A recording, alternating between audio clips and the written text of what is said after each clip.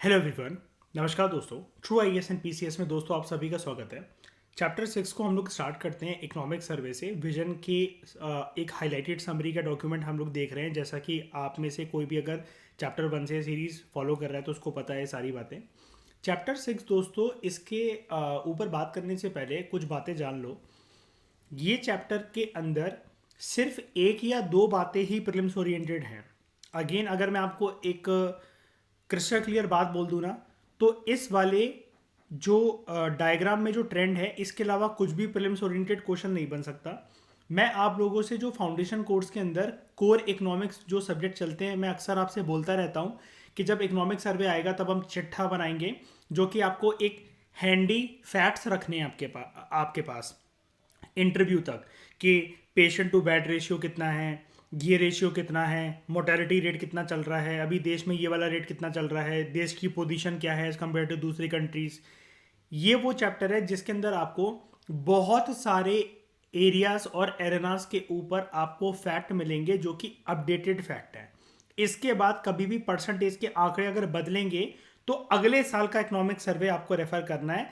इस साल 2023 से लेकर 2024 तक आपके जो भी एग्जाम्स होंगे, आपको इस चैप्टर में से एक हैंडी फैक्ट्स मिल जाएंगे। बहुत सारे सेक्टर्स इस चैप्टर के अंदर डिस्कस करे गए हैं, ठीक है। Again I am telling you, वो जो फैक्ट्स हैं वो मेंस ओरिएंटेड है आपका कंटेंट। जैसे आपका मेंस का आंसर में जीएस पेपर 3 में हर एक पेपर की एक स्पेशल क्वालिटी होती है, आपको स्पेशल वजन डालने के काम आएगा आपके एग्जाम के अंदर। तो ये चैप्टर पूरा का पूरा अगर मैं बोलूँ तो मेंस ओरिएंटेड है, एक्सेप्ट ये जो बस ट्रेंड वाली जो एक ये चीज़ है, ठीक है। पूरा चैप्टर ये मेंस ओरिएंटेड है, 99% चैप्टर, ठीक है। Social infrastructure and employment, big tent. Big tent मतलब क्या है? ये जो चैप्टर है ये सोशल इंफ्रास्ट्रक्चर और रोजगार के बारे में ना एक बहुत बड़े लेवल पे बात करेगा। सिर्फ इन्हीं दो चीज़ों के बारे में नहीं, अलग अलग इससे जुड़े हुए सेक्टर्स और एरियाज के बारे में भी बात करेगा। This is something big we have achieved, और हर एक जगह पर हमने एक महारत हासिल करी है पिछले साल। ये इकोनॉमिक सर्वे आपको बताएगा। देखो दोस्तों, क्या होता है कि एक होता है इंफ्रास्ट्रक्चर इकोनॉमिक्स में, जैसा कि हम लोग एक बात करते थे कि जैसे एक होते हैं रिसोर्सेज। रिसोर्सेज क्या हो गए? जैसे कुदरत से मिलने वाले फॉरेस्ट रिसोर्सेज, नेचुरल रिसोर्सेज, ये होते हैं रिसोर्सेज। लेकिन हम इकोनॉमिक्स में रिसोर्सेज के अलावा एक चीज़ को और पढ़ते हैं, दैट इज ह्यूमन रिसोर्सेज, है ना। जिससे हम लोग ये बोलते हैं कि इंसान के ऊपर अगर हेल्थ की टर्म्स में, एजुकेशन की टर्म्स में अगर खर्चा कर दिया जाए, उसकी जॉब की टर्म्स में, उसकी जॉब के साथ साथ ट्रेनिंग की टर्म्स में, तो ये एक इंसान एक प्रोडक्टिव बंदा बन जाएगा जो कि अपने घर परिवार को भी बहुत मालामाल कर देगा और देश की जीडीपी की ग्रोथ के इंजन में भी एक ऑयल पटक देगा। तो इसको हम लोग कहते हैं, हमने जाना था इसको अभी आज से कुछ महीनों पहले जब फाउंडेशन कोर्स चल रहा था, ह्यूमन कैपिटल फॉर्मेशन। इंसानों के ऊपर अगर देश में इन एरियाज पे अगर खर्चा करा जाए, like health, education, job, training, तो वो इंसान एक देश का प्रोडक्टिव एसेट बन जाता है, ना कि लायबिलिटी बनता है। सिमिलरली देश में दोस्तों, अब इस चैप्टर की बात करता हूँ, इस टाइटल की। देश में एक होता है इंफ्रास्ट्रक्चर जो कि सरकार बनवाती है। इंफ्रास्ट्रक्चर जैसे railways, roadways, airport, shipments, waterways, ये सारी की सारी चीज़ें इंफ्रास्ट्रक्चर। लेकिन देश में अगर सिर्फ एक इंफ्रास्ट्रक्चर है और अंदर से अगर देशवासी दुखी हैं, तो यानी कि देश खोखला है। ये वही चीज़ हो गई कि आपका जो घर है ना, आस पास के पूरे चारों दिशाओं में 10-10 किलोमीटर में भी ऐसा घर नहीं है जैसा हवेली या फिर आपका राजा और महाराजाओं की तरह बाहर से लोगों को घर दिखता है। लेकिन अंदर अगर उसके कोई भी जन सुखी नहीं है और घर में कलेश चलती रहती है, ठीक है, आप अगर फोकस नहीं कर पाते हो, लोग एक दूसरे की जान के दुश्मन बने हुए घर के परिवार के मेंबर, तो ये बाहर से आपका घर जो जितना सुंदर दिख रहा है, यानी कि इसकी जो नींव है ना, जो जड़ है वो खोखली है। सिर्फ बाहर बाहर से ये एक ताश के पत्तों से सजा हुआ बस एक महल है जिसमें एक हवा का झोंका लगेगा और ये गिर जाएगा। मैं बताना ये चाह रहा हूँ कि देश में कितना भी इंफ्रास्ट्रक्चर अगर क्रिएट हो जाए, फिजिकल इंफ्रास्ट्रक्चर कहते हैं वैसे दोस्तों उसको, ये ना खोखलापन होता है। हमें इससे भी ज़्यादा ना देश में एक चीज़ इंश्योर करनी पड़ती है, social infrastructure. Social infrastructure basically क्या होता है कि लोगों को हम लोग बहुत सारे एरियाज में अब जनता का ख्याल रखें। वैसे तो सोशल इंफ्रास्ट्रक्चर किसी भी कंट्री के अंदर इंश्योर करा जा सकता है, लेकिन ऐसा माना जाता है, अगर मैं पीएसआईआर की टर्म्स में बात करूं, कि democratic societies are the best, जो कि अपने जनता की भलाई के बारे में सोचती हैं, क्योंकि टैक्सेशन से सरकार को जितना भी पैसा आता है वो अलग अलग सोशल इंफ्रास्ट्रक्चर पे खर्च करने का सरकार सोचती है। सोशल इंफ्रास्ट्रक्चर मतलब बेसिकली इसको अगर इस बात को अगर वाइंड अप करा जाए तो यहाँ पर सोशल सर्विसेज के बारे में बात होती है कि सरकार के पास जो भी पैसा आ रहा है जनता की भलाई में कैसे खर्च हो रहा है। अब भलाई भलाई करने के भी ना, सरकार जो जनता की भलाई करना चाहती है उसके भी बहुत सारे रूप होते हैं, जैसे पेंशन, जिन लोगों जो लोग एलिजिबल हैं पेंशन के लिए उनको पेंशन देना, रोज़गार के अवसर पैदा करना, एम्प्लॉयमेंट अपॉर्चुनिटीज़ पैदा करना। फिर कई लोगों को जिनको पेंशन मिलना रुक गई है क्योंकि उनके आधार की डिटेल सही नहीं आ रही, तो आधार उनका कार्ड बनवाना, एनरोलमेंट करवाना, जो भी अपग्रेडेशन चाहिए है, एड्रेस चेंज वगैरह करना है, ये सब करना। उसके अलावा अगर मनरेगा वगैरह भी एक तरीके से एक ये चीज़ है, और फूड इंश्योर करना, लाइवलीहुड इंश्योर करना, घर वगैरह बनवा कर देना, ठीक है, लोगों को। तो यानी कि जो भी चीज़ें एक इंसान की ज़िंदगी को एक अच्छे से चलाने में बेहतरीन, एक डिग्निफाइड लाइफ अगर इंश्योर कर सके। अब इंसान खुद तो कुछ कर नहीं सकते हैं, जैसे अपने आप से अगर किसी देश में रह रहे हैं, अल्टीमेटली वो कितना भी कमा लेंगे, कुछ भी कर लेंगे, लेकिन देश में एक ऐसी अपॉर्चुनिटी होनी चाहिए जो कि अल्टीमेटली सरकार के हाथ में लाया करती है कि सरकार ना फिजिकल इंफ्रास्ट्रक्चर से ज़्यादा सोशल इंफ्रास्ट्रक्चर पे ध्यान दे। ये चैप्टर इसी के बारे में बात करेगा। हालांकि फिजिकल इंफ्रास्ट्रक्चर के बारे में भी ये चैप्टर एक झलक देगा, लेकिन ये चैप्टर की नींव ये है कि इकोनॉमिक्स जो भी कोई पढ़ता है या नॉर्मल जिसकी अंडरस्टैंडिंग है, बात इकोनॉमिक्स की नहीं है, वो इतना जानता है कि देखो, जैसा कि मैंने अभी आपको खोखले मकान वाली बात बताई, जो अगर लोग खुश नहीं है ना, लोगों को सहूलियत नहीं मिल रही ना, तो उस देश में फिजिकल इंफ्रास्ट्रक्चर के कोई नुमाइंदे नहीं है।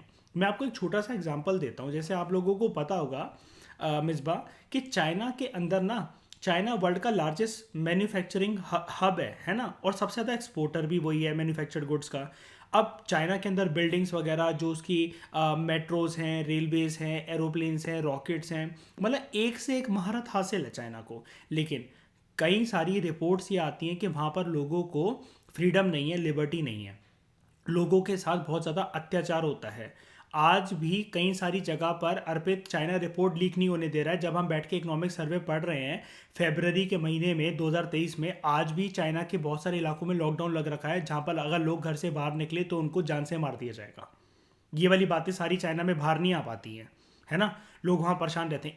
इसका भी बाप अगर आप मान लो नॉर्थ कोरिया, एक सिंगल भी चीज़ वहाँ पर शाइनी इंफ्रास्ट्रक्चर के मामले में कमी नहीं है नॉर्थ कोरिया में, पूरी की पूरी। आप रोड देखो, कुछ भी देखो, और पे धूल और कंकड़ और मिट्टी का नामो निशान नहीं बनेगा। जूते अगर आप वहाँ पर पहन के जाओगे तो 8 साल बाद भी वो उतने ही चमकते हुए वापस आएंगे। एग्री। लेकिन वहाँ पे लोगों की हालत देखो, आपसे कुछ उल्टा सीधा हो गया, मतलब ये एक बार बताओ, तो टॉर्चर करने वाली बात नहीं है कि मैं हंस रहा हूँ तो आपको भी हंसना पड़ेगा, मैं रो रहा हूँ तो आपको भी रोना पड़ेगा, आप इंटरनेट का यूज़ नहीं कर सकते, जो चैनल मैं देखूंगा वही आपको देखना पड़ेगा।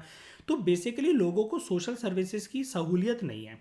अब जैसे चाइना को ही देख लो, हमारे यहाँ देखो क्या होता है कि कभी कभार कोई एक लेडी अगर 5 बच्चों की माँ है, 6 बच्चों की माँ है, कभी सरकार ने उसके घर आके कभी उसको टॉर्चर नहीं करा। लेकिन चाइना के अंदर अब तो चलो 3 चाइल्ड पॉलिसी नॉर्म आ गया है, अगर आप 4 बच्चे पैदा कर लो तो देखो सरकार आपको कितना टॉर्चर करेगी। वो तो सिर्फ ये कहते हैं, चाइना वाले तो दोस्तों सिर्फ ये कहते हैं कि हम तो चौथा बच्चा जो है ना, जैसे जब 2 चाइल्ड पॉलिसी नॉर्म चलता था, 1 चाइल्ड पॉलिसी नॉर्म कितना हो गया है, आई एम सॉरी मैं गलत फैक्ट्स बोल रहा हूँ कुछ कुछ। 1 चाइल्ड पॉलिसी नॉर्म था कि 2 था, कितना कर दिया गया है शाइनी, कितना हो गया है? 1 था, सॉरी सॉरी, हाँ ठीक है, 2 चाइल्ड हो गया है, 3, हाँ सॉरी। 1 चाइल्ड पॉलिसी नॉर्म था, चाइना में आप एक ही बच्चा कर सकते थे। लेकिन जैसे डेमोग्राफिक डिविडेंड जो है, जैसा कि मैंने आपको बताया, इंडिया में 2050 तक पॉपुलेशन यंग होती चलेगी, अब चाइना की पॉपुलेशन बूढ़ी होती जाएगी, तो चाइना ने 2 बच्चे पैदा करने की परमिशन दे दी है।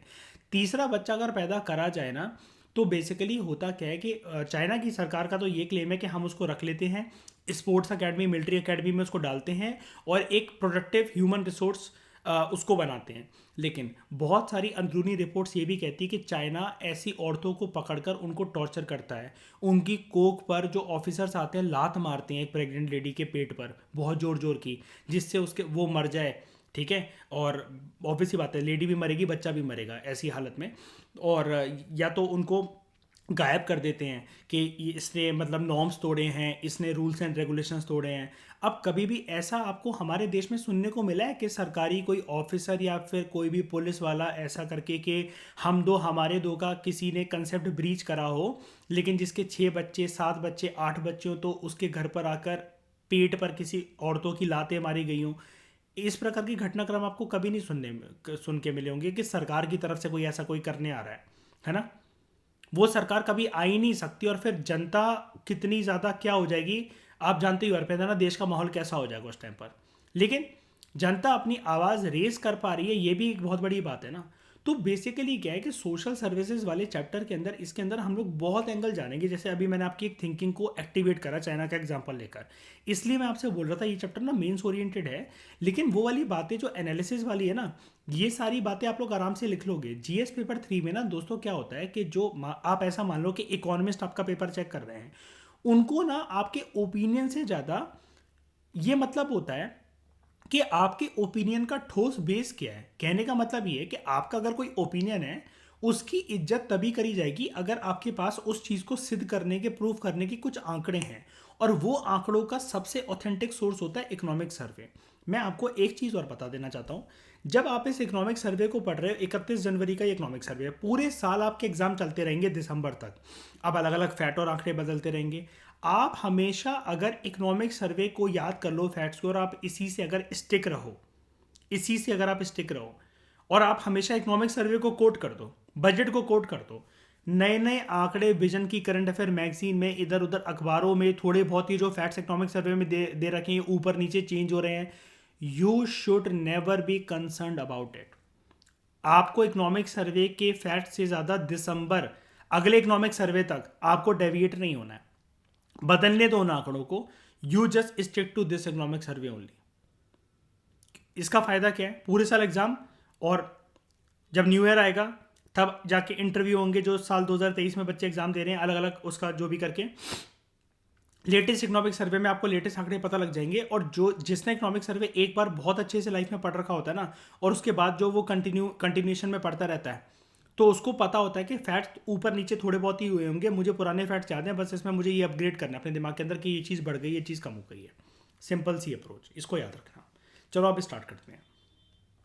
सबसे पहले सोशल इंफ्रास्ट्रक्चर और एम्प्लॉयमेंट तो आप जानते हो। सोशल इंफ्रास्ट्रक्चर समझ गए ना अच्छे से, जल्दी बताओ, समझ गए ना। जो शेयर है, इकोनॉमिक सर्वे बताता है हमें सोशल सर्विसेज पे खर्चा करने का। सोशल सर्विसेज पे सरकार ने जितना भी खर्चा करा है out of the total expenditure, वो इंक्रीज हो गया है टू 26.6% इन फाइनेंशियल ईयर 2023। कहने का मतलब ये है, जैसे मतलब मान लो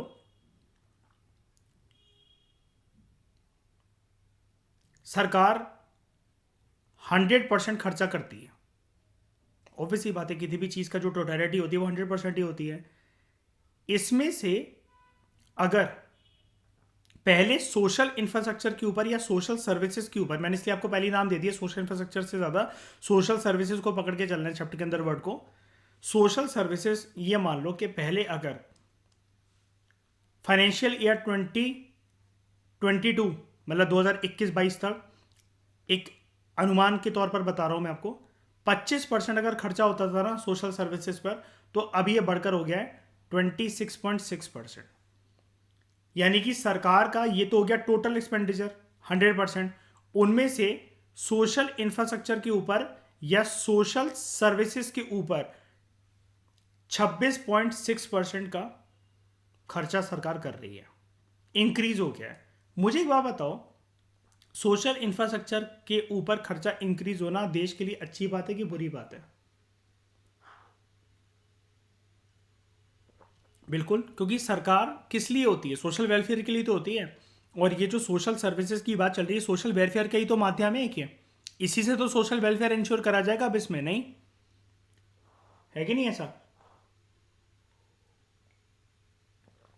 उसके बाद जो शेयर है, सरकार ने खर्चा कितना करा है हेल्थ में, हेल्थ सेक्टर में, मतलब out of the social services, अगर सोशल सर्विसेज का ये जो 26.6% है, ध्यान से समझना मेरी बात, सोशल सर्विसेज 26.6% हो गया बढ़कर।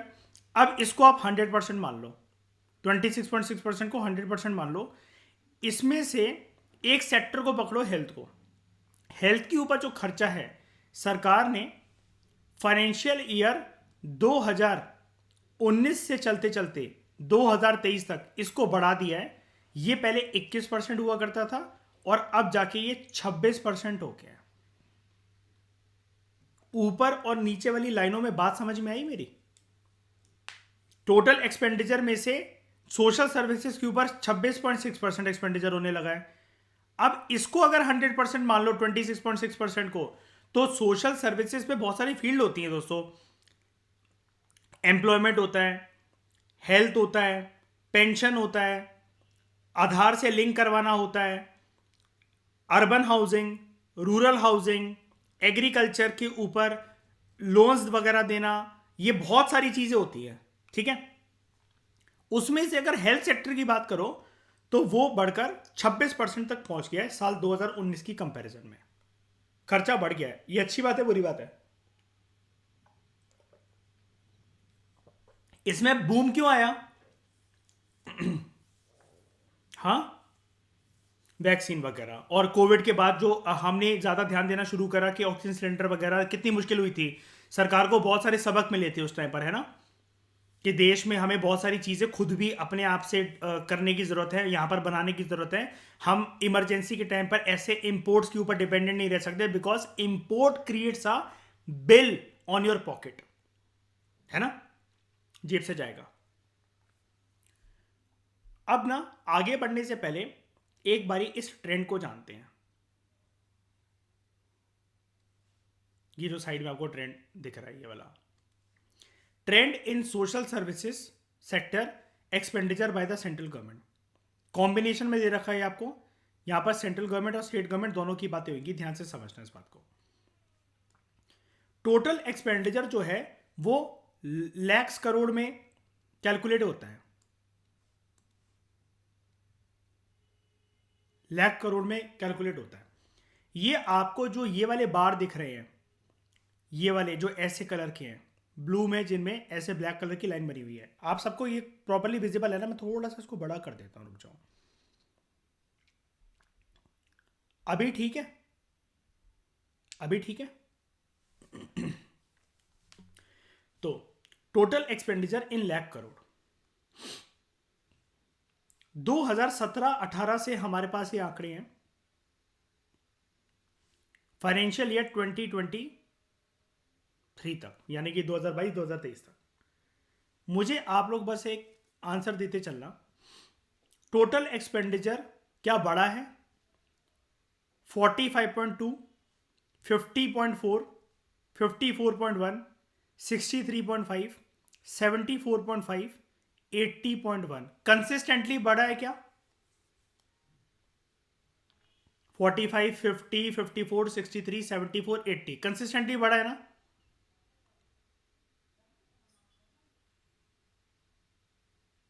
यस, ये जो बढ़ा है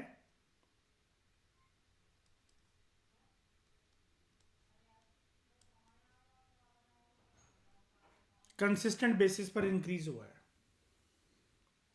ठीक है, टोटल एक्सपेंडिचर सरकार का टोटल खर्चा है, ये टोटल खर्चा कौन से सेक्टर में? सोशल सर्विसेज सेक्टर में।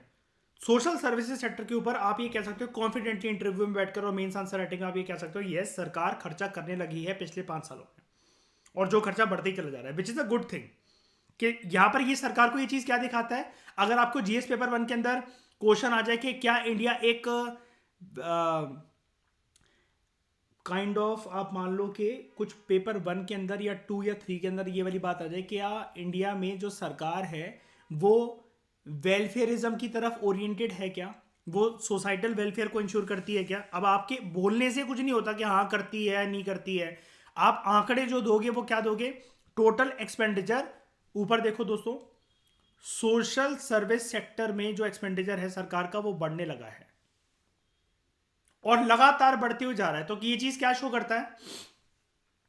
क्या शो करता है? Government is concern about the welfare of the people, right और रॉन्ग? राइट। मुझे एक बात बताओ यार, ये वाला जमाना तो कोविड का जमाना था, यहां पर भी ट्रेंड के अंदर डाउनफॉल क्यों नहीं आया टोटल एक्सपेंडिचर के अंदर? और ये अगेन मैं बात बता रहा हूं, भूलना मत, ये चैप्टर के अंदर हम सिर्फ और सिर्फ social service sector, social infrastructure के ऊपर बात करने बैठे हैं, ठीक है? टोटल एक्सपेंडिचर में से सर्वे, ये जो है social service sector, social infrastructure, इसके ऊपर कोविड के टाइम पर भी नहीं रुका ये वाला ट्रेंड, तो बाकी सारे ट्रेंड तो झुक गए थे, ये क्यों बढ़ता चला जा रहा है? सरकार की पूरी खर्ची में से ये वाले सेक्टर के ऊपर खर्ची फिर भी बढ़ती चली गई। देखो 54 से 63, 63 से 74, 11%, 11 बढ़ गया, ये कैसे? Very good. यही तो यार, ये कोविड के टाइम पर जनता, जो सरकार को भलाई करनी थी जनता की, वो इसलिए तो करनी थी। अगर इस टाइम पर भी ये खर्चा कम होता है अर्पित, तो फिर धज्जियां उड़ जाती हैं, इंडिया की सरकार ने कोई ध्यान ही नहीं दिया। इसका मतलब कितनी सारी रिपोर्ट्स और हम लोगों के पर्सनल एक्सपीरियंसेस ये कहते हैं कि सरकार ने उस टाइम पर अपनी बेस्ट पॉसिबल एफर्ट्स नहीं दिखाए। मजदूरों का पलायन उसमें से सबसे बड़ा एग्जाम्पल है। पैदल जा रहे थे ना, ये वाली बात तो सबको ही पता है आप लोगों को, है ना? और ऐसी बहुत सारी चीजें हैं कि सरकार ने ध्यान नहीं दिया बिल्कुल भी। घर से बाहर निकल नहीं पा रहे, काम धंधा है नहीं लोगों के पास, खाने का कुछ है नहीं, किराया दे नहीं पा रहे, बहुत कुछ, बहुत हजारों समस्याएं थी, जितना गिनवा उतना कम है। लेकिन सरकार ने फिर भी यहां पर, इसका ट्रेंड नहीं झुक सकता, क्योंकि सोशल सर्विस सेक्टर तो इस टाइम पर तो सरकार, यही तो सरकार की मेन टेस्टिंग ग्राउंड था, यही तो एग्जाम था सरकार का उस टाइम पर। इस टाइम पर भी अगर ये वाला ट्रेंड डाउन हो जाता तो सरकार गिर जाती। 2000 अभी जो उसके बाद राज्य के जितने भी चुनाव हुए इधर उधर, है कि नहीं? अब टोटल एक्सपेंडिचर तो हमने देख लिया सरकार का बड़ा है। अब उसमें से अगर हम लोग एक्सपेंडिचर देखें सोशल सर्विसेज में, सोशल सर्विसेज में ये जो टर्कोइज कलर के जो बॉक्स बन रखे हैं वो वाली बातें हैं।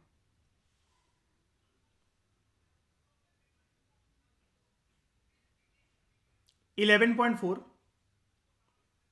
12.8, 13.6, 14.8, 19.4, 21.3, कंसिस्टेंटली बढ़ा है ना? ठीक है, टोटल एक्सपेंडिचर भी बढ़ा है, और जो अभी हम बात कर रहे थे कि ये झुका नहीं, सोशल सर्विसेज के ऊपर खर्चा है टोटल एक्सपेंडिचर कोविड के टाइम पर भी। ऑब्वियस ही बात है, जो कि अभी हमने डिस्कस करा कि सरकार का तो मेन ये एग्जाम था ना। आप लोग मेरी बात को कैच कर पा रहे हो ना, मैं क्या बोलने की कोशिश कर रहा हूँ? कोविड के टाइम पर ठकुराइन, अगर इस टाइम पर सरकार अगर अपना सोशल सर्विसेज के ऊपर या टोटल एक्सपेंडिचर को गिरा देती, तो फिर सरकार किस लिए है हमारी, अगर हमें अपने आप को खुद ही संभालना है तो, है कि नहीं? ये सारी चीजें इंश्योर नहीं करवा सकते ना एक साथ। ओके, अब ध्यान से सुनना, जो हमने अभी टर्कोइज कलर का ये जो बॉक्स देखा, ये था expenditure on social services in rupee के टर्म्स में, लाख करोड़। अब ना हम ये एक डॉटेड लाइन देखेंगे, ये वाली, ये जो आपको डॉटेड लाइन दिख रही है, expenditure on social services as a percentage of GDP, यानी कि हमारी जो टोटल जीडीपी है उसमें से कितनी percentage of GDP social services के ऊपर सरकार खर्च कर रही थी या करती हुई आई है पिछले 5 सालों में। ठीक है, मुझे एक बात बताओ, चलो एक बारी पहले दिखाता हूं मैं। 6.7, 6.8, 6.8, 7.5, 8.2, 8.3, कह दूं उसको कंसिस्टेंटली बढ़ी है। हाँ बिल्कुल यार, इसमें कंफ्यूज मत हो ना दोस्तों कभी भी, कि आप सोचो कि दो जगह पर ये सेम है तो क्या इसको कंसिस्टेंट मान सकते हैं? डाउनफॉल तो नहीं आया ना शाइनी, 6.7 तो नहीं हुआ ना, उतना बरकरार रखा ना सरकार ने, है ना? तो एक्सपेंडिचर जब बढ़ा था ऑन सोशल सर्विसेज, तो इन लाख करोड़ रुपीस, तो एज अ परसेंटेज जीडीपी भी तो बढ़ रही थी। बात समझने की कोशिश करो शाइनी, अगर पैसा सरकार लगा रही है तो ऑब्वियस ही बात है वो अपनी जेब से तो लगा नहीं रही है, वो जीडीपी का ही तो परसेंटेज जा रहा है। अगर ये बढ़ रहा है तो ये भी तो बढ़ेगा ही। लेकिन यहां पर ना क्या होता है, जब आप इस वाले पॉइंट को देखते हो ना, पॉइंट 3 को जब आप देखते हो एज कंपेयर टू पॉइंट 2, तो आपको यह पता लगता है कि अंदरूनी बात क्या है। अंदरूनी बात यह थी कि 2 साल 2018 और 19 में यह चीज एक बिल्कुल सेम रही है, कंसोलिडेशन मोड पे रही है as a percentage of GDP. ध्यान से समझने की कोशिश करना इस बात को। एक बार के लिए हम पहले इसको मिटाते हैं।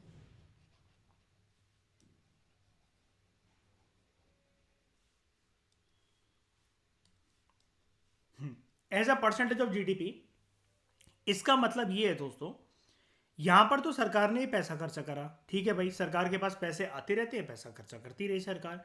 एज अ परसेंट जीडीपी का मतलब ये है कि सरकार जो जीडीपी है उसकी कितने परसेंट एलोकेशन कर रही थी, तो सरकार ने वो एलोकेशन हमेशा कि आज 2%, अगले साल 4%, फिर 8%, फिर 16%, ऐसे करके सरकार ने सोशल सर्विसेज के ऊपर खर्चा अपना बढ़ाया है। लेकिन 2 साल उसको सेम रखा, सरकार ने यहां पर ज्यादा एलोकेशन नहीं करी।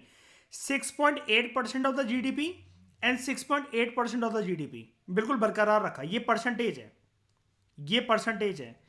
लेकिन अब मुझे एक ट्रेंड ये बताओ आप, अब मैं पूछता हूं आपसे, ऊपर वाला अगर आप पॉइंट देखो, expenditure on social services, expenditure on social services in lakh crore rupees वाला, तो यार ये 12.8 लाख और ये 13.6 लाख जो है, यार मुझे एक बात बताओ, लाख करोड़ रुपए वाला एलोकेशन कैसे बढ़ गया जबकि परसेंटेज ऑफ जीडीपी एलोकेशन तो सेम है। कंफ्यूज मत होना, ठंडे दिमाग से समझो मेरे क्वेश्चन को। मैं एक बार फिर से रिपीट करता हूं। नीचे आप पहले टर्कवाइज वाले बॉक्सेस देखो, ये है लाख करोड़ रुपीस। 2018 में सरकार ने 12.8 लाख करोड़ रुपए सोशल सर्विसेज के ऊपर खर्च करा। अगले साल वो बढ़ गया, 13.6 लाख करोड़ रुपीस हो गया। लेकिन जब हम परसेंटेज ऑफ जीडीपी देखें, सरकार ने 6.8% ही अपना दृढ़ संकल्प लिया कि 6.8% ही हम लोग एलोकेट करेंगे। टोटल जो जीडीपी का जो पैसा है उसमें से 6.8% ही सोशल सर्विस सेक्टर की तरफ जाएगा। अगले साल भी ये सरकार ने यही बोला कि 6.8% ही एलोकेशन होगी सोशल सर्विस सेक्टर में जाकर। तो मुझे वो जब परसेंटेज सेम है तो ये रुपए कैसे बढ़ गए? जीडीपी इंक्रीज हो गई होगी, सरकार के पास पैसा ज्यादा आ गया होगा। सिंपल सी एनालिसिस, ठीक है, सिंपल सी एनालिसिस। क्योंकि वो इंटरव्यू रूम में आपसे कॉन्स्टेंट सवाल पूछेंगे ना, तो आपका फिर पता है क्या होता है, ये वाला होमवर्क यहाँ करवाना जरूरी होता है। अब आप उनके क्वेश्चन को पता चला इंटरप्रेट ही ना करवाओ। अब अर्पित ये क्वेश्चन अभी जैसे यहाँ पर सामने डिस्कशन हो रहा है तब तो हमें पता भी लग रहा है ना, उधर बैठ के एकदम से हम बहुत सारा प्रेशर होता है ना दिमाग के ऊपर, है ना। और फिर ये भी चीज़ है कि थोड़ी सी अगर बात आपको बतानी हो, मान लो इतना कोई टफ क्वेश्चन ऐसा किसी एग्जामिनर का दिमाग नहीं चलता, क्योंकि उनको पता है कि ऐसे क्वेश्चन को कोई कर नहीं पाएगा, वो लोग तुक्का ही मारेंगे मान लो। लेकिन फिर भी प्रीलिम्स के अंदर हम लोगों जैसे जो लोग हैं अगर पेपर बनाने बैठ जाएं तो हम ये बोल सकते हैं कि कंसिडर द फॉलोइंग ट्रेंड्स, ठीक है, कि 2018-19 में percentage of GDP allocation on social service sector same रही 6.8%, लेकिन expenditure on social services in lakh crore terms वो इंक्रीज हो गया 12.8 से लेकर 13.6 तक। अब कुछ लोग जो होंगे ज्यादा उसको क्या करेंगे कि यूपीएससी हमेशा जब भी नंबर देता है तो वो स्टेटमेंट गलत होती है, दोनों स्टेटमेंट को काट देंगे, नीदर वन नॉट टू। बात यहां पर नंबर की नहीं है, लेकिन बात यहां पर ट्रेंड को पकड़ने की है कि यहां पर हम लोग आज हमने क्या सीखा यहां पर कि 2018-19 में जीडीपी एलोकेशन जो रहा सोशल सर्विस सेक्टर में, क्या सरकार ने सेम रखा? बिल्कुल बिल्कुल सेम रखा। लेकिन क्या पैसे बढ़ाए, ज्यादा पैसे खर्च करें? बिल्कुल। अब वो ज्यादा पैसे खर्च ना जैद करे नहीं, हो गए कैसे? सरकार ने जैसे मतलब मान लो ये सोचा होगा कि जब बजट वगैरह प्रिपेयर करा होगा तो शायद सरकार ने सोचा होगा हम 6.8% ही जीडीपी एलोकेट करेंगे इस बारी सोशल सर्विस सेक्टर में, ठीक है। 2018 में जब 6.8% निकल कर आया ना अमाउंट अर्पित, तो वो 12.8 लाख करोड़ रुपीस निकल कर आया। लेकिन मिसबा जब अगले साल देखा ना सरकार ने कि हम फिर से उतना ही करने वाले हैं, तो वो रुपए निकल कर आए 13.6 लाख। अब तो करने ही थे, जीडीपी ज्यादा, इसका मतलब ग्रोथ हो रही थी ना, इसका मतलब कह सकते हैं ना हम ये वाली बात। तभी तो रुपए का शेयर बढ़ गया, है कि नहीं? मैं आपसे ये बोलूं, अगर अर्पित आपके पास 3 लाख रुपए हैं, मैं कहूं इसका 10% मुझे दे दो, तो कितने हो जाएंगे मेरे पास? 30,000। लेकिन मिसबा आपके पास 3 करोड़ रुपए हैं, इसका 10% मुझे दे दो, अब अर्पित मेरे पास कितने हो जाएंगे? अब मैं तो ये कहूं कि मैंने तो 10% ही मांगे, आपसे भी सेम है, मैंने कोई पार्शलिटी करी नहीं, अर्पित से भी 10% ले रहा हूं, मिसबा से भी 10% ले रहा हूं, लेकिन बल्क अमाउंट तो मिसबा के पास ज्यादा है ना अर्पित, है ना? उससे आया हुआ पैसा एज कंपेयर टू योर 10%, वो 10% बहुत बड़ा अमाउंट है ना मेरे लिए, ये चीज हो जाती है। ठीक है, उसके बाद अब एक यूनिक ट्रेंड दिखाता हूं। पहले मुझे ये बताओ, किसी को भी 1% डाउट है? कुछ ऐसा किसी को समझ में ना आया हो? सौगंधा, शाइनी, किसी को भी, मिसबा, ठकुराइन, समझ में आया? इकोनॉमिक सर्वे की क्लास में चाय कॉफी पीकर बैठा करो, दिमाग एक्टिव बिल्कुल। ठीक है, क्योंकि ये चीज़ें नई होती हैं, बात उसकी नहीं है कि मैं आपको कुछ बोल रहा हूँ, ये चीज़ें नई होती हैं।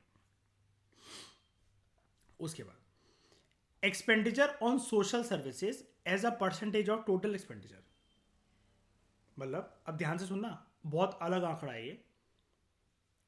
सोशल सर्विसेज के ऊपर सरकार का खर्चा as a percentage of total expenditure, अभी तक जो हम ऊपर पढ़ रहे थे वो पढ़ रहे थे in lakh crore as a percentage of GDP, और अब जो हम पढ़ रहे हैं वो पढ़ रहे हैं expenditure on social services as a percentage of total expenditure.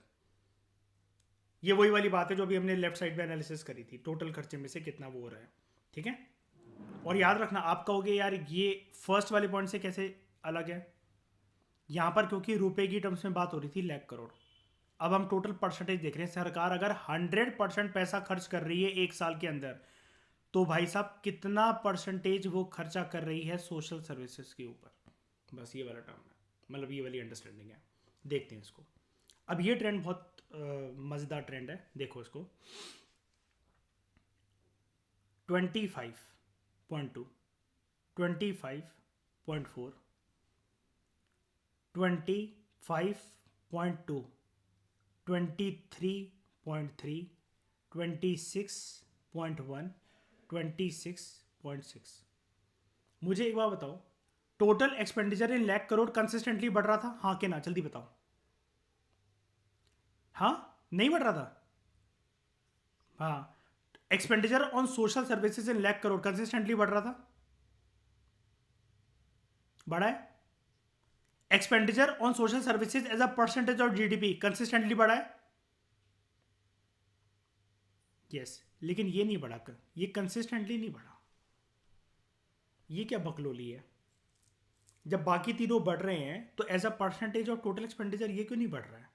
अभी दिखाता हूँ, अभी बताता हूँ, रुको, बात को समझने की कोशिश करो। ये जो डाउनफॉल उसके अंदर आया भी ना, डाउनफॉल आया भी ना, तो कब आया? देखो क्या चल रहा था यहाँ पर, ये जो 23.3% पर आ गया डाउनफॉल, पैंडेमिक।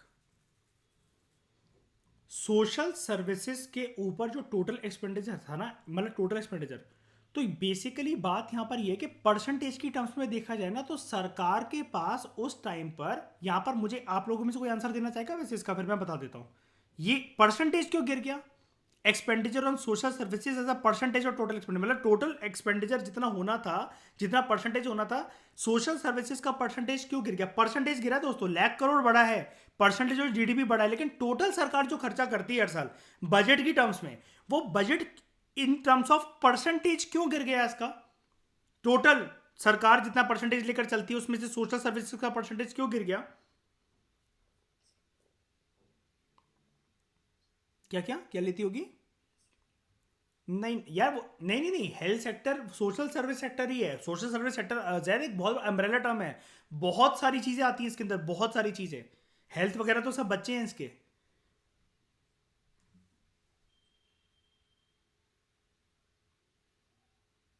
हाँ हाँ हाँ,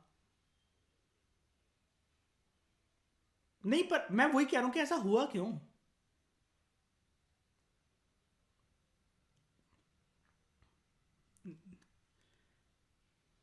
हाँ, तो बेसिकली इसका आंसर पता है क्या है? ये सरकार की साइड से आपको देखना है। आप जो एंगल बता रहे हो जनता की साइड से एंगल बता रहे हो, सरकार की साइड से इसका आंसर पता है क्या है? इसका आंसर ये है दोस्तों, थोड़ा सा सोचने की कोशिश करो। सरकार के पास अर्पित जब पैसा उतना प्राप्त ही नहीं हो रहा था तो सरकार कैसे परसेंटेज ऑफ टोटल बढ़ा दे सोशल सर्विसेज को? आना भी तो चाहिए ना पीछे से। हमने पढ़ा था चैप्टर 1 चैप्टर 2 के अंदर, ना कॉर्पोरेट टैक्स आ रहा था, ना नॉर्मल टैक्स आ रहा था, है ना। जीएसटी एलोकेशन भी थोड़ा सा उस टाइम पर इतना नहीं मिल पाया सरकार को, लोग भर ही नहीं पा रहे थे ना। जीने मरने का सवाल था लोगों का, टैक्स कहाँ से भरते उस टाइम पर? तो ये जो परसेंटेज ऑफ टोटल एक्सपेंडिचर मतलब सरकार खर्चा कहाँ से, सरकार क्या एक बार बताना आरबीआई को बोलती है शाइनी कि हमारे पास पैसा कम बढ़ गया, आप प्रिंट कर करके दे दो हमें, सोशल सर्विस सेक्टर चलाना है? ऐसा होता है नहीं ना। सरकार को और सरकार का सबसे बड़ा सोर्स क्या है रेवेन्यू का? सबसे ज्यादा पैसा जहां से आता है टैक्स, मतलब बेसिकली चाहे डायरेक्ट हो चाहे इनडायरेक्ट हो, है ना, टैक्स से आता है। टैक्स की प्राप्ति हो रही थी क्या यहाँ पर कि परसेंटेज ऑफ टोटल परसेंटेज भी कम हो गया था एक्सपेंडिचर, और as a percentage of social services भी कम हो गया था। मेरी बात ध्यान से समझो आप लोग, ये जो परसेंटेज है ये सिर्फ इस वजह से कम हो गया था, सरकार को पैसों की प्राप्ति कम हुई है इस साल 2021-22। Shiny do you agree? नहीं नहीं नहीं नहीं, वो नहीं नहीं, वो बढ़ रहा है, वो बढ़ रहा है, मैं परसेंटेज की बात कर रहा हूँ। हर साल ना होता क्या है अर्पित, प्रीवियस ईयर के कंपैरिजन में ना अगर सेम परसेंटेज को भी रखा जाए ना तो सरकार के पास पैसा बढ़ता है, प्राप्ति बढ़ती है। और इस टाइम का मैं दूसरा आपको एक्सप्लेनेशन दे रहा हूं, डोंट वरी। सरकार ने और ज्यादा थोड़ा सा as a percentage of social services जो है ना, एज अ परसेंटेज, उस परसेंटेज में से थोड़ा सा डेविएट होकर दूसरी जगह पर भी सरकार को बहुत सारी चीजें हैंडल करनी पड़ रही थी। लेकिन इसका आंसर जो निकलता है ना सारी चीजों का, जो एक कॉमन पॉइंट है वो यही है, सरकार के पास टोटल एक्सपेंडिचर उतना था ही नहीं परसेंटेज की टर्म्स में।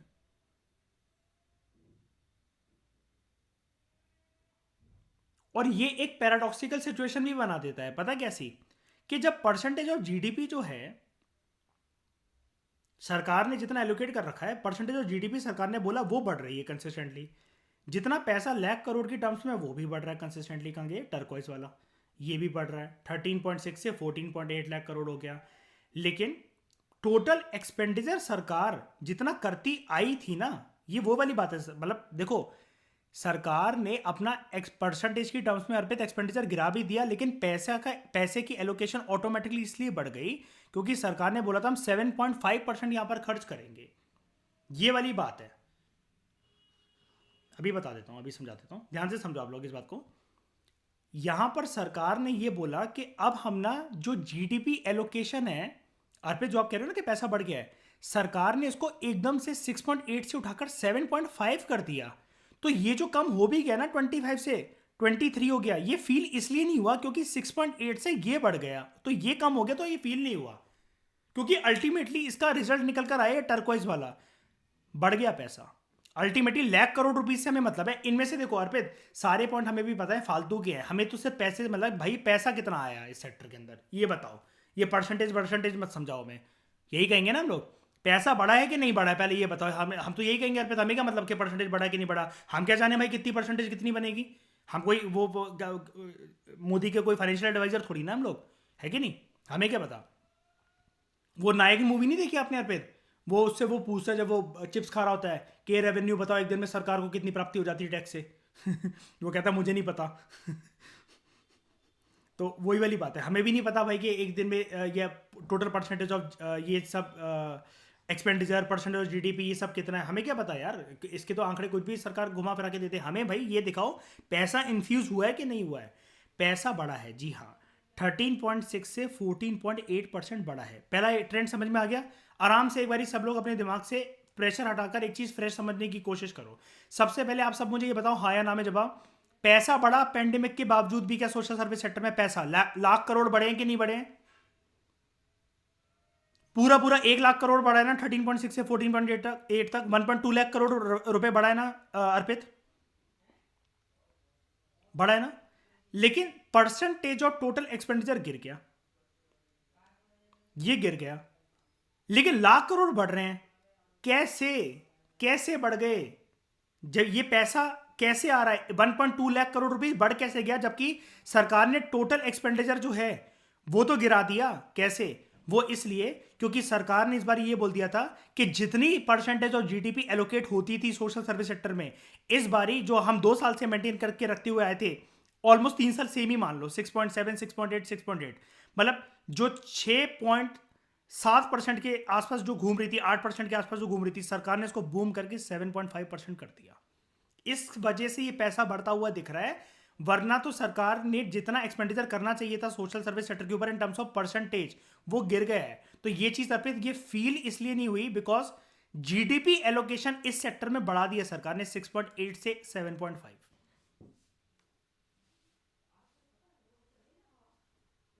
और ये सरकार को ये वाला जो कम करना है ना, ये थी सरकार की मजबूरी। क्यों? पैसे की प्राप्ति नहीं, no money in terms of tax. आप लोगों के घरों पे आ रहे थे आईआरएस ऑफिसर के, तुमने टैक्स नहीं भरा, कोविड से हमें कुछ नहीं लेना देना, ऐसा कुछ हो रहा था क्या? बताओ। कितनी सारी किस्तें या कई कई चीज़ों की चल रही होंगी, तो उस टाइम पर बात ऐसी चल रही थी कि नहीं चल रही थी? जेन्युइन मुझे एक नॉर्मल मिडिल क्लास इंडियन की तरह आंसर दो कि अर्पित ऐसी बातें चलती थी ना घर के ऊपर कि अभी फिजूल की खर्चे अवॉइड करो, और अभी जो ईएमआई वगैरह देनी है वो हम बाद में देखेंगे, अभी हमें नहीं पता कि ये सब कितना चलना है, अभी किसी को कुछ पैसे मत दो, अभी अपना बचा कर रखो, अपना ठिकाना पहले देखो। कितने सारे लोग मर भी रहे थे, उसका भी खौफ था, है कि नहीं, कि कल को हॉस्पिटल में ना जाने, खुदा ना खास्ता कितने पैसे लग जाएं। ये सब बातें चल रही थी कि नहीं चल रही थी? कि हम लोग टैक्स भरने का पहले सोच रहे थे? बताओ। सेविंग चल रही थी ना, और दबा के चल रही थी ना सेविंग। ये चीज़ है। आप लोगों को समझ में आया? सबको शाइनी समझ में आया ये? है ना? तो मुझे आप लोग एक आंसर दो जरा कि ये पूरा जो ट्रेंड है इसने सरदर्दी कर दी है, लेकिन अब आपने ये क्या समझा इससे कि परसेंटेज ऑफ टोटल एक्सपेंडिचर में से परसेंटेज ऑफ सोशल सर्विसेज जो गिर गया, बावजूद उसके गिरने के, इस परसेंटेज के बावजूद गिरने के, मुझे यह बताओ एक्सपेंडिचर जो है इन लाख करोड़ रुपीस टर्म्स, ये क्यों बढ़ गया? जल्दी बताओ। बात सोशल सर्विस की हो रही है, मतलब और किसी सेक्टर की तो बात ही नहीं कर रहे, तो सोशल सर्विस को ही अपने दिमाग में लेकर चलो। ये क्यों बढ़ गया जबकि परसेंटेज और टोटल एक्सपेंडिचर तो गिर गया इसके ऊपर जितना होना चाहिए था, लेकिन फिर भी पैसे क्यों बढ़ते हुए नजर आ गए? हाँ, इन दोनों के पीछे जो कॉमन पॉइंट है ना अर्पित, 2 और 4, वो है 3। इसमें दम है अर्पित, इसमें ये परसेंटेज बढ़ा है। जब ये परसेंटेज बढ़ा, परसेंटेज ऑफ जीडीपी एलोकेशन बढ़ा, तो फिर पैसे अपने आप बढ़ गए। ये भले ही कम हो गया, लेकिन ये इंपैक्ट नहीं डाल पाया।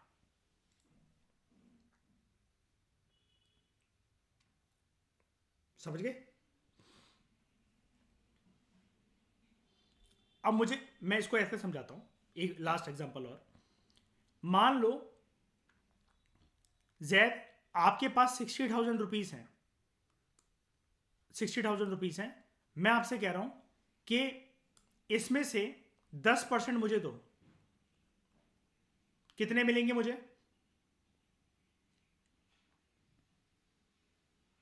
कितने मिलेंगे 60,000 में से? हैं 6,000। अर्पित, आपके पास 30,000 रुपए हैं, मैं कह रहा हूं इसमें से 10% दो मुझे, मुझे कितने मिलेंगे? 3,000।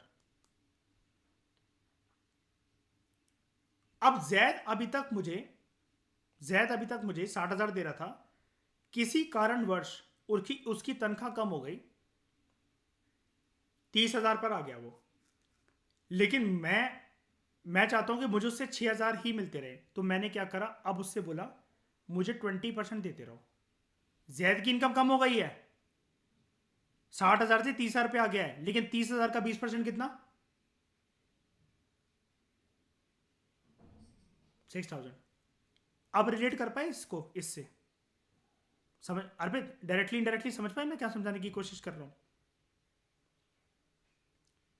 जैद से मिलने वाले पैसे मेरे पास इसलिए इंपैक्ट नहीं हो पाए क्योंकि मैंने परसेंटेज ऑफ एलोकेशन बढ़ा दिया, परसेंटेज ऑफ जीडीपी।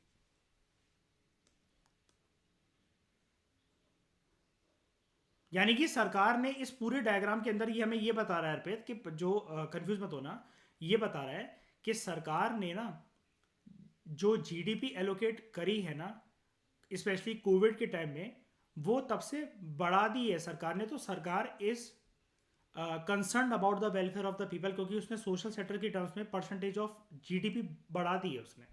6.8 तक थी, 7 भी टच नहीं कर रही थी, एकदम से 7.5, फिर 8.2, और अब 8.3 पर 8.2 के आसपास ये गति मेंटेन है अभी। इससे ज़्यादा सरकार फिर खर्चा करेगी तो दूसरे सेक्टर सफर करेंगे फिर।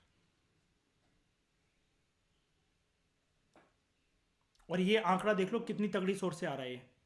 Reserve bank of India, budget document of union and state government. देख रहे हो, दो चीज़ें हो गई हैं। यानी कि बजट डॉक्यूमेंट और आरबीआई की जहां पर बात हो रही है, तो शाइनी देख रहे हो डॉक्यूमेंट की स्ट्रेंथ देख रहे हो एक बारी। Monetary policy plus physical policy, दोनों के आपसी डॉक्यूमेंट हैं ये मिलाकर। और देश की नींव, जो पैसे की जड़ होती है शाइनी, वो इन्हीं दोनों चीज़ों में छुपी होती है ना। मॉनेटरी पॉलिसी अगर फिजिकल पॉलिसी दोनों को मिला दिया जाए तो बूम है ना फिर तो, मतलब बेस्ट डिसीजन है ना फिर तो वो। ये चीज़ है। और सरकार ने क्या डिसीजन कोविड के टाइम पर, आप लोगों ने थोड़ा सा ट्रैक करा होगा, शाइनी अकेले लिया था डिसीजन कि आरबीआई की कंसिडरेशन ली थी ये सब करने के लिए, कि अगर हम ऐसा करेंगे तो क्या होगा क्या नहीं होगा। मोदी जी को सब पता है कि इन्फ्लेशन कैसे बढ़ती है कैसे कम होती है, अगर हम ऐसा दाम बढ़ाएंगे तो कितना परसेंटेज क्या सफर करेगा। वो किसी से नहीं पूछते क्या, बताओ? पूछते हैं ना। आरबीआई को कंसिडरेशन में लेते हैं लोग कि नहीं लेते? हमने क्या सीखा था 1 ईयर बैंकिंग के अंदर? लेते हैं।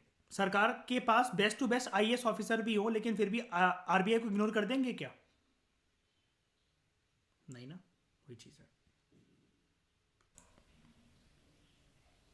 तो दोस्तों आगे बात करते हैं अब हम ह्यूमन डेवलपमेंट पैरामीटर्स इंप्रूव करने की दिशा में इंडिया कैसा रहा है पिछले साल। ह्यूमन डेवलपमेंट इंडेक्स रिपोर्ट 2021-22 के अकॉर्डिंग इंडिया की रैंक 132 रही है आउट ऑफ 191 कंट्रीज। ये हमारे पास लेटेस्ट चीज़ है।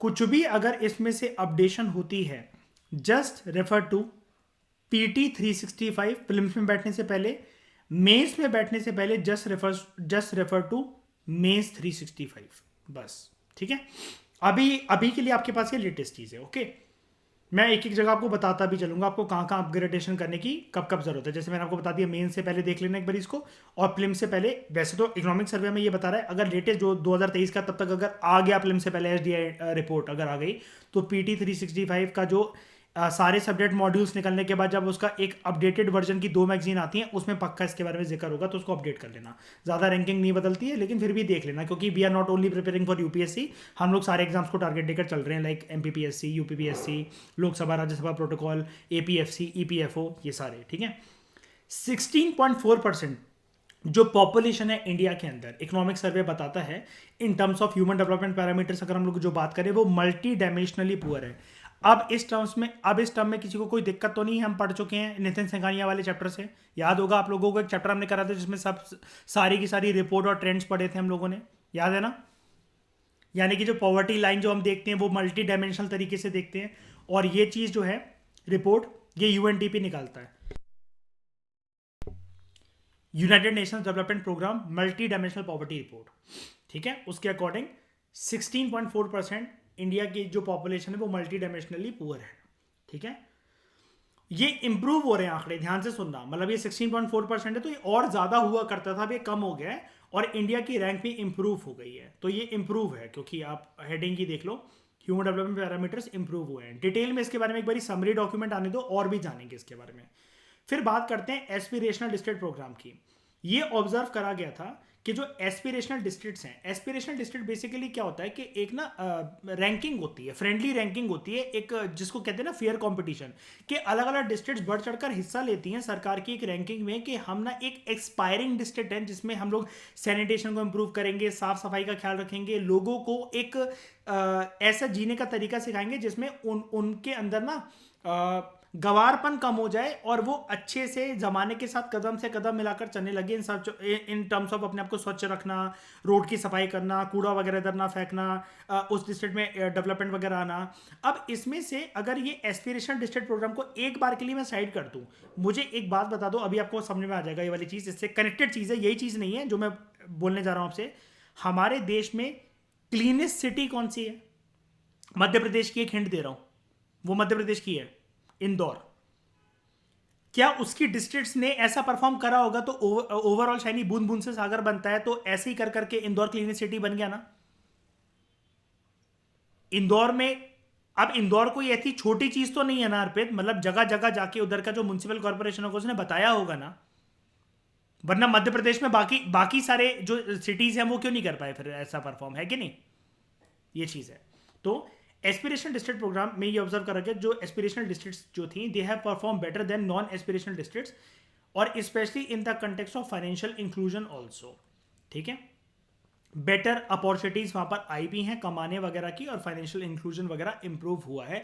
फाइनेंशियल इंक्लूजन का मतलब क्या होता है, फटाफट से जरा बताना इन लोगों को शाइनी, क्या होता है फाइनेंशियल इंक्लूजन सिंपल टर्म्स में? बेनिफिट मिले, है ना, मतलब अगर देश में अगर जैसे मतलब मान लो 6 लोग हैं और 60 रुपए हैं, तो 10-10 सबको मिले, ना किसी को कम ना किसी को ज्यादा, राइट, है ना, हर किसी को उसका लाभ मिले। चलो भले ही कम मिल रहा है, लेकिन कोई ऐसा ना हो कि कोई उससे वंचित रह जाए, बच जाए, है ना, ऐसा नहीं होना चाहिए। उसके बाद लेबर रिफॉर्म मेजर्स, देखो हमारे देश में अभी कुछ टाइम पहले ना सरकार ने एक अमेंडमेंट करी थी, 4 लेबर कोड्स बनाए थे। डोंट वरी, ये सारी बातें जो है ना वो करंट अफेयर ओरिएंटेड है, अगर मैं यहीं पढ़ाने बैठ जाऊंगा तो ये हाईलाइटेड सर्वे डॉक्यूमेंट है, फिर समरी का कोई मतलब नहीं रह जाएगा, ना ही पीटी 365 का कोई मतलब रह जाएगा।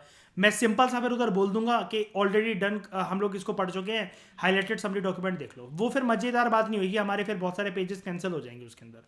आप ऐसा मान लो, लेबर कोड्स, लेबर की वर्किंग कंडीशन वगैरह इन सबको अच्छा करने के लिए सरकार ने 4 लेबर कोड्स बनाए थे, और इनमें कुछ कुछ अमेंडमेंट भी करी है सरकार ने पिछले कुछ 5 सालों के अंदर। मेजॉरिटी ऑफ द स्टेट ने इनको अडॉप्ट कर लिया है। अब पता है क्या है, यूपीएससी को अगर क्वेश्चन बनाना होगा ना तो प्रीलिम्स के अंदर पता है कैसी चीजें डालता है। अब जैसे यहाँ पर ये लिखा हुआ है ना कि लेबर रिफॉर्म मेजर्स, अच्छी चीजें लिखी हुई हैं सारी की सारी। यूपीएससी का दिमाग ऐसे जाता है कि वो क्वेश्चन ये बनाए कि जो लक्ष्मीकांत वगैरह में करंट अफेयर में भी गिवन ना हो।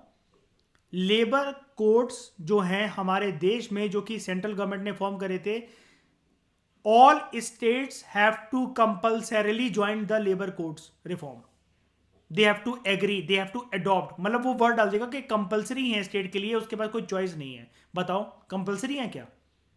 यहां पर जब लिखा हो इस लाइन से क्या सीखते हो आप, ये ठाकुराइन कंपल्सरी है क्या, majority of the states have adopted? All ने तो नहीं करा ना। और ये क्या अडॉप्टेड का मतलब क्या है, कि अगर ये चीज कंपल्सरी होती तो फिर कोई चॉइस ही नहीं होती, यहां पर ये लाइन ही नहीं होती। ये तो यहां पर लिखा होता शाइनी पैन इंडिया लिखा होता है यहां पर, तो है ना कि पूरे देश में आ गए। इससे प्रीलिम्स के अंदर क्वेश्चन बन सकता है, आप लोग याद रखना, ठीक है, फ्यूचर में भी। ये सिर्फ 2023 वालों के लिए बात नहीं कर रहा मैं, सबके लिए 24, 25, 26 जो भी हैं, कि लेबर, ये जो लेबर कोड्स है ना, छोटी मोटी बात नहीं है दोस्तों, ये बहुत इंपॉर्टेंट लेबर कोड्स हैं ये। और ये लेबर कोड्स हमें ना, जब हम लोग इसकी तैयारी करने बैठेंगे अलग से, ईपीएफओ वाले पेपर की और एपीएफसी वाले पेपर की, ये लेबर कोड्स हमें वर्ड टू वर्ड याद होने चाहिए बिल्कुल, एक एक टैक्स इसका कितना रुपए एलोकेशन हुआ, क्या क्या बोला जाता है, सुबह से शाम तक कितनी देर काम करा जाता है, जो एक्स्ट्रा काम करवाया जाएगा उसका कितना परसेंटेज एक्स्ट्रा दिहाड़ी दी जाएगी, ये सारा हमें पता होना चाहिए if we are setting for EPFO and APFC. और मजाक की बात यह है कि ये दोनों एग्जाम भी यूपीएससी कंडक्ट करवाते हैं, तो अल्टीमेटली ये लेबर कोड्स के बारे में वर्ड टू वर्ड हमें यूपीएससी के प्रीलिम्स में बैठने से भी पहले पता होना चाहिए। पहले ये चीज करंट अफेयर थी, अब ये चीज स्टैटिक हो गई है, क्योंकि लेबर कोड्स का आए हुए टाइम हो गया है। विजन में बहुत बार इकोनॉमिक सर्वे में, अगर आप पूरे इकोनॉमिक्स का जो उसका सेक्शन है विजन आईएएस का मंथली करंट अफेयर, अगर आप 12 महीने की मैगजीन को पकड़ोगे ना, तो कम से कम आपको 3 से 7 बार तो मिल ही जाएगा ये लेबर कोड्स के बारे में, इकोनॉमिक्स वाला सेक्शन जो उसका होता है विजन आईएएस का मंथली करंट अफेयर। हम पढ़ेंगे इसको बाद में, डोंट वरी, एक बार पीटी वगैरह आने दो। उसके बाद ओवर 28.5 करोड़ अनऑर्गेनाइज वर्कर्स जो हैं, उन्होंने ई श्रम पोर्टल पे रजिस्टर करा है, ठीक है, अनऑर्गेनाइज वर्कर। ये जो ई श्रम पोर्टल है ना, ये है ही अनऑर्गेनाइज सेक्टर के लिए, ये एक नेशनल डेटाबेस है अनऑर्गेनाइज वर्कर का, ठीक है, कि हमारे देश में अनऑर्गेनाइज वर्कर के, अनऑर्गेनाइज वर्कर मतलब क्या, जो रेगुलर ऑफिस वगैरह नहीं जा रहे, जिनकी कोई फिक्स सैलरी नहीं है, ठीक है, राम भरोसे उनका धंधा चल रहा है, धंधा पानी चल रहा है, ठीक है। तो मेजर एनरोलमेंट जो हुई है वो हुई है एग्रीकल्चर सेक्टर से, डोमेस्टिक वर्कर्स की और कंस्ट्रक्शन वर्कर्स की, ठीक है, इन लोगों ने ज्यादा मेजर तरीके से एनरोल करवाया है। ओके, तो अनऑर्गेनाइज सेक्टर में से, जैसा कि मैंने आपको बताया, मेजर एनरोलमेंट्स हुई हैं वो एग्रीकल्चर वर्कर्स ने करी हैं, डोमेस्टिक वर्कर्स ने करी हैं और कंस्ट्रक्शन वर्कर्स ने करी हैं, ठीक है। फिर बात करते हैं दोस्तों हम लोग आधार की। 318 सेंट्रल स्कीम्स और ओवर 720 डायरेक्ट बेनिफिट ट्रांसफर जो स्कीम्स है ये नोटिफाई करे गए हैं under section 7 of the Aadhaar act 2016। ठीक है, मुझे एक बात बताओ, आधार के यूज़ आपको दिखाता हूँ मैं एक बारी। ठीक है, डायरेक्ट बेनिफिट ट्रांसफर मतलब क्या, आप आधार कार्ड वगैरह का यूज़ करो, आप जिस भी स्कीम के अंदर आप अगर बेनिफिशियरी हो, उससे जो भी आपको लाभ मिलते हैं, एक एग्जांपल के तौर पे मान लो कि मध्य प्रदेश में आप एक किसान हो। ठीक है, कोई सरकार ने वहाँ की एक स्कीम चलाई। अब उस स्कीम के तहत सरकार ये बोल रही है हर 3 महीने के अंदर आपके बैंक खाते के अंदर 2,000 रुपये आएंगे, जिससे आप मैन्योर फर्टिलाइजर वगैरह आप खरीद सकते हो, आपको हम पैसों की राहत देंगे। तो अगर आपने आधार कार्ड वगैरह लगाया है और उस स्कीम में आप सब कुछ ठीक बैठे हो, आप बेनिफिशियरी उसके बन गए, सक्सेसफुल एनरोलमेंट हो गया आपका, तो आधार से वो क्या होगा कि डायरेक्ट बेनिफिट ट्रांसफर ऐसा होगा कि कोई भी बीच में बिचौलिया नहीं होगा, डायरेक्टली आपके बैंक खाते के अंदर वो वाली चीज़ पैसे आ जाएंगे। तो इस प्रकार के 318 जो सेंट्रल गवर्नमेंट जो स्कीम चलाती है थी, जिसमें आधार कार्ड आपका कंपलसरी है ताकि बैंक खाते में आपके डायरेक्ट पैसे आ जाएं, आप बेनिफिशियरी बन जाओ, जो भी लाभ वगैरह मिलना है आप तक पहुंचे, बीच में कोई बिचौलिया या फिर कोई दलाल ना हो। और स्टेट की ऐसी 720 डायरेक्ट बेनिफिट ट्रांसफर स्कीम्स हैं, ये नोटिफाइड है सेक्शन 7 आधार एक्ट के अंदर। और ये जो सेक्शन 7 है ना आधार का, इसके अंदर ये चीज़ें ना बढ़ती रहती हैं। जैसे जो भी कोई स्कीम आई जिसमें आधार कार्ड कंपलसरी है, ठीक है, तो उसमें ये जो लिस्ट है ना ये बढ़ती रहती है। तो आप याद रखना, कभी भी अगर आपको एग्जाम के अंदर, किसी भी एग्जाम के अंदर अगर क्वेश्चन आ जाए कि सेक्शन 7 जो है आधार एक्ट का वो किससे डीलिंग करता है, तो आप बस याद रखना कि स्कीम्स स्कीम्स स्कीम्स के बारे में बात होती है इसके बारे में। छोटी सी हिंट, ठीक है। यूजेस क्या आधार के, एक तो डायरेक्ट बेनिफिट ट्रांसफर में हेल्प करता है, जैसा कि अभी हमने नीचे पॉइंट देखा। पेमेंट सिस्टम आराम से आधार को लिंक करके हो जाती है, जैसे कि मैंने आपको किसान वाला, ये एमपी के किसान का भी एग्जांपल बताया 2,000 रुपये का। उसके बाद जैम ट्रिनिटी, ये जो वर्ड है ना जैम ट्रिनिटी, ये 2014 से काफ़ी ज़्यादा प्रचलित है। 2014 के इकोनॉमिक सर्वे से लगातार ये डिस्कस हो रहा है हर एक इकोनॉमिक सर्वे के अंदर, तब से रुका ही नहीं है कि ऐसा कोई इकोनॉमिक सर्वे नहीं है जिसके अंदर ये जैम ट्रिनिटी की बात ना चली हो। बहुत सारे पेपर के अंदर ये वाली चीज़ आ भी चुकी है। 2014-15 में जो लोग इंटरव्यू तक गए थे उनसे भी ये वाली चीज़ पूछी गई थी। ठीक है, ये क्या है जैम ट्रिनिटी, जनधन, आधार और मोबाइल ट्रिनिटी, इनका लिंकेज बेसिकली। ठीक है, उसके बाद one nation one ration card scheme, Aadhaar इसमें भी लिंक होगा कि आपको पता है ना कि अगर आप राशन कार्ड वगैरह के या कोई भी अगर वो उसका अगर बेनिफिशियरी तो आधार से अगर लिंक हो तो उस तक वो प्रॉपर तरीके से राशन वो पहुंचेगा। ठीक है, मल्टीपल आधार कार्ड्स वगैरह भी पकड़े जा सकते हैं कि ये पर्सन ऑलरेडी यहाँ से राशन ले रहा है। बेसिकली उसके लिए है क्या कि जो राशन कार्ड चलाने वाले जो फेयर प्राइस शॉप्स के जो ओनर है, सरकार ने उनको बेसिकली ये बोल रखा है कि आप इनका कंप्यूटराइज ऑथेंटिकेशन वगैरह करो और उसमें ये चीज़ आ जाएगी कि ये पर्सन ऑलरेडी यहाँ से लाभ ले रहा है इस आधार कार्ड से, तो अब इसको किसी और जगह से ये बेनिफिट्स नहीं मिलेंगे। ठीक है, ताकि डुप्लीकेसी ऑफ आधार कार्ड को अवॉइड करा जा सके। फिर पीएम किसान सम्मान निधि, ये भी आधार से लिंक्ड है स्कीम। कोविन ऐप ये लिंक है, और फेस ऑथेंटिकेशन वगैरह ये सब चीज़ें। मुझे एक बात बताओ, यूपीएससी ने 2018 में क्वेश्चन पूछा था, मिसबा इस क्वेश्चन को मुझे भेजना इस लेक्चर के बाद। ठीक है, प्रीलिम्स के अंदर क्वेश्चन आया था, क्या आधार को सिटीजनशिप के डॉक्यूमेंट के तौर पर यूज करा जा सकता है, हाँ कि ना? प्रूफ ऑफ सिटीजनशिप है, प्रूफ ऑफ सिटीजनशिप है आधार कार्ड। सोच समझ के बोल रहे हो, इसमें कि ऐसे ही हवा में। आधार कार्ड इतनी बड़ी चीज है, प्रूफ ऑफ सिटीजनशिप नहीं है। अगर आप बाहर जाके किसी को दिखाओगे आधार कार्ड दूसरी कंट्री में भी बन रहा है, इससे हिंदुस्तान की आपकी नागरिकता सिद्ध नहीं होगी।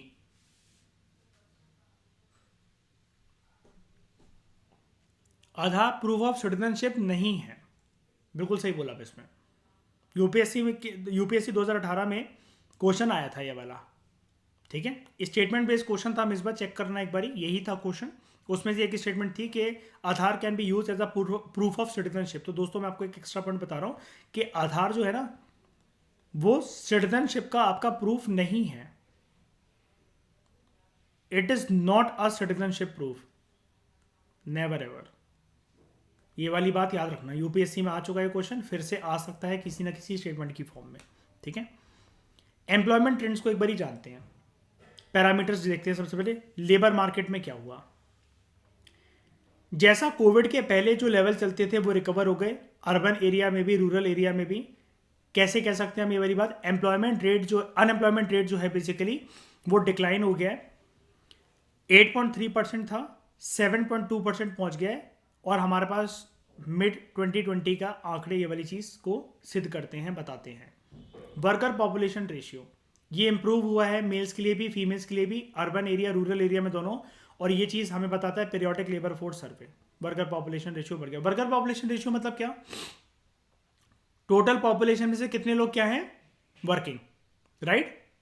कितने लोग काम कर रहे हैं, जो कि उस एज ग्रुप में फॉल करते हैं कि काम कर सकते हैं वो। ये एज ग्रुप कितनी होती है? ये एज ग्रुप कितनी होती है? 15 टू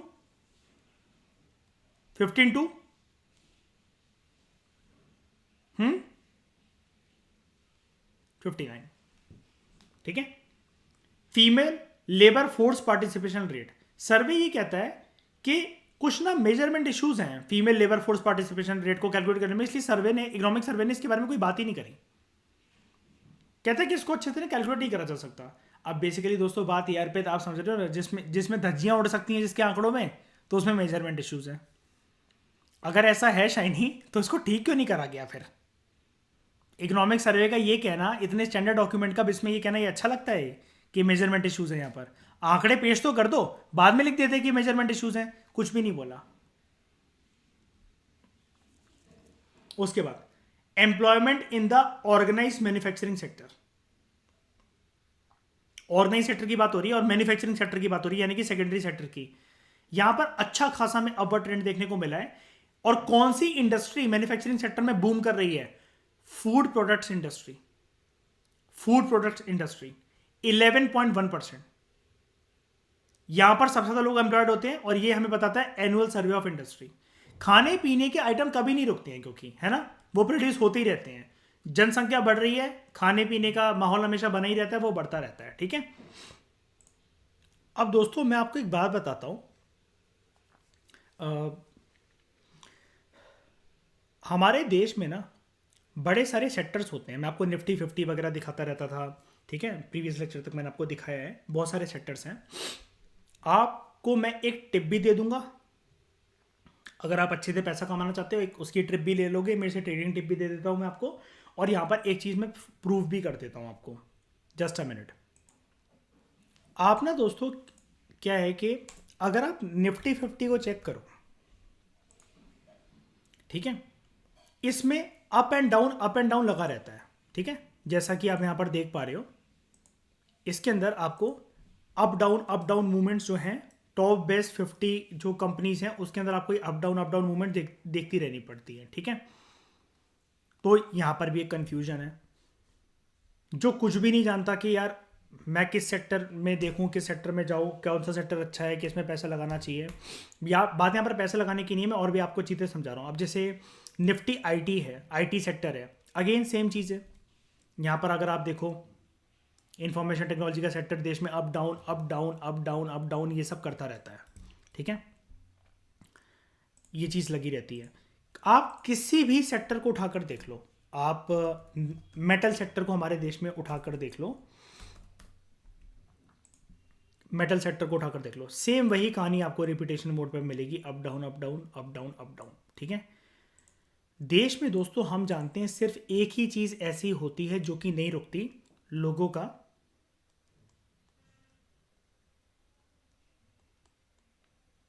खाना पीना। ये नहीं रुकता कभी भी, ये बंद हो ही नहीं सकता।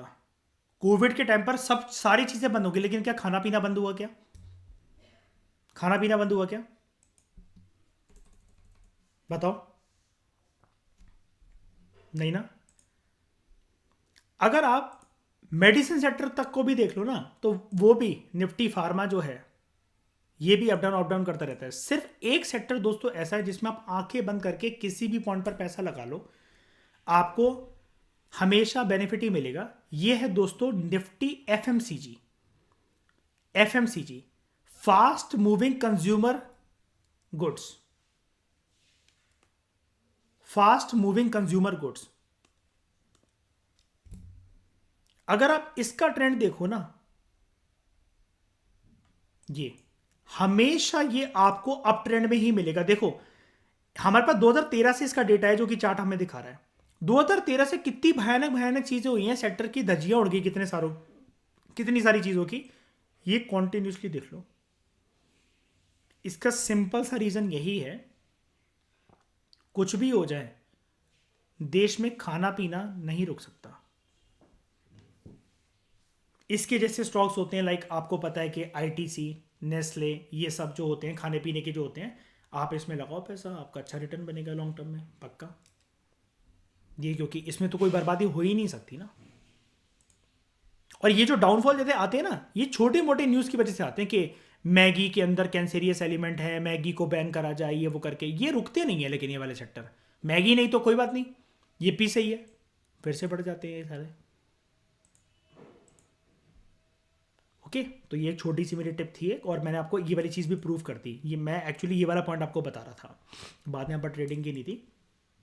Organise manufacturing sector, food product industry सबसे ज़्यादा बूम कर रही है हमारे देश के अंदर। और ये वाली बात ना, आप अगर 1-2 साल के आगे का भी इकोनॉमिक सर्वे आप देखोगे ना, तो आपको यही यही चीज़ आपको सबसे ज़्यादा मिलेगी। सोचने वाली बात है यार कि इंडिया मैन्युफैक्चरिंग सेक्टर पर कितना ध्यान देता है। अप्रैल है, टेक्सटाइल्स है, कितना कुछ है, हम क्या क्या मैन्युफैक्चर कर रहे हैं। हमारा नाम ऐसा होता है कि मेड इन इंडिया प्रोडक्ट बाहर जा रहे हैं, ये जा रहे हैं, वो जा रहे हैं। इकोनॉमिक सर्वे कहता है थम जाओ बेटा, सिर्फ मैन्युफैक्चरिंग सेक्टर में ना, और जो ऑर्गेनाइज सेक्टर है उसमें फूड प्रोडक्ट्स इंडस्ट्री ही आगे बढ़ रही है। और इसको जानने का तरीका होता है ये Nifty FMCG, fast moving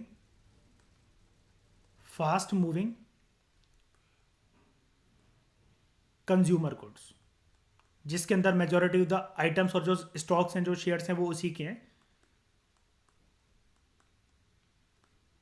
food products, life proof मैंने आपको दिखा दिया। तो ये जो बड़ा है, कह रहा है कि 11% सबसे कम से कम ये बड़ा है। तो जी हाँ, ये दिखा भी रहा है 11% अभी से नहीं, ये तो पिछले साल के कंपैरिजन की बात कर रहा है।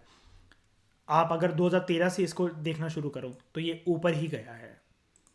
और जो ये बात कर रहा है,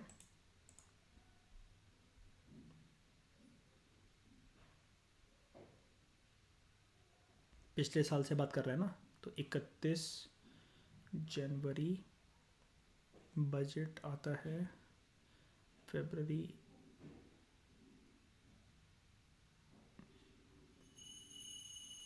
31 जनवरी, मैं यहाँ पर आपके सामने ही लगा रहा हूँ,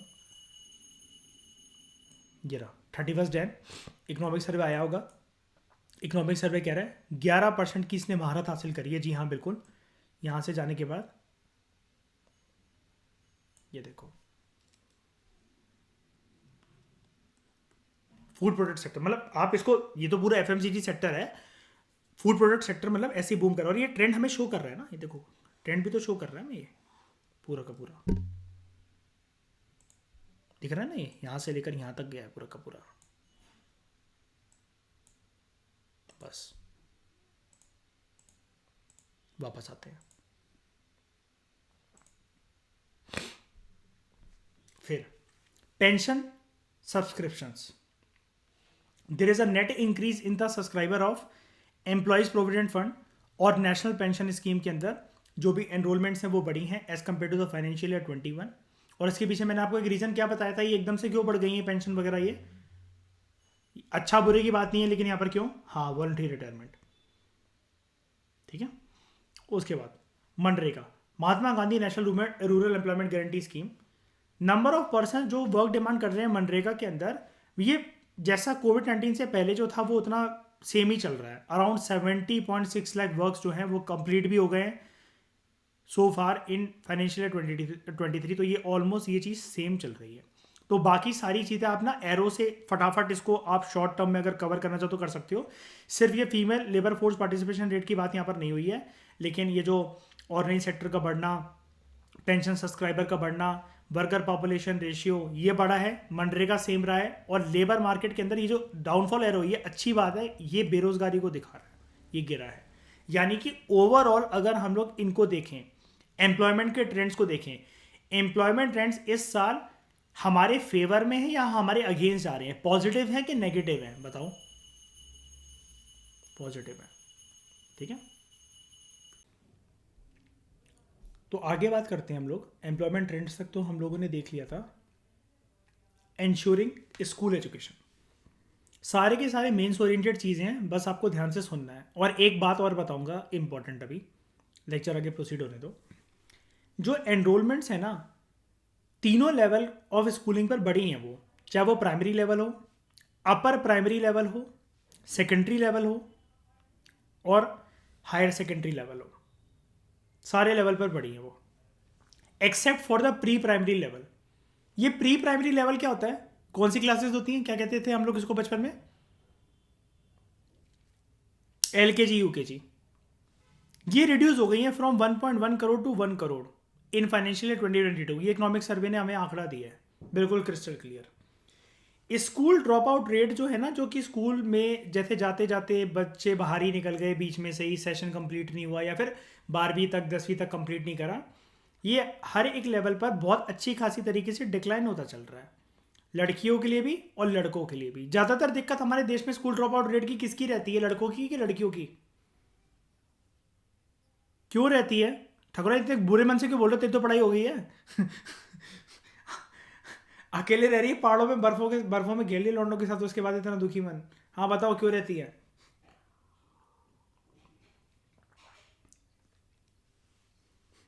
पूछ रहा हूँ मैं, शैनी क्या कह रहे हो बताओ।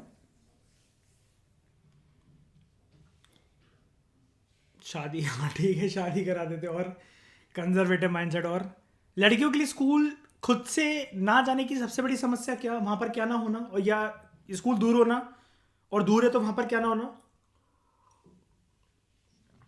शौचालय ना होना, है ना, वाटर वाटर फैसिलिटी ना होना, ये सब ये मेन रीजंस हैं अर्पित, ये मेन रीजंस हैं, बाकी सारे सेकेंडरी रीजंस होते हैं, ठीक है।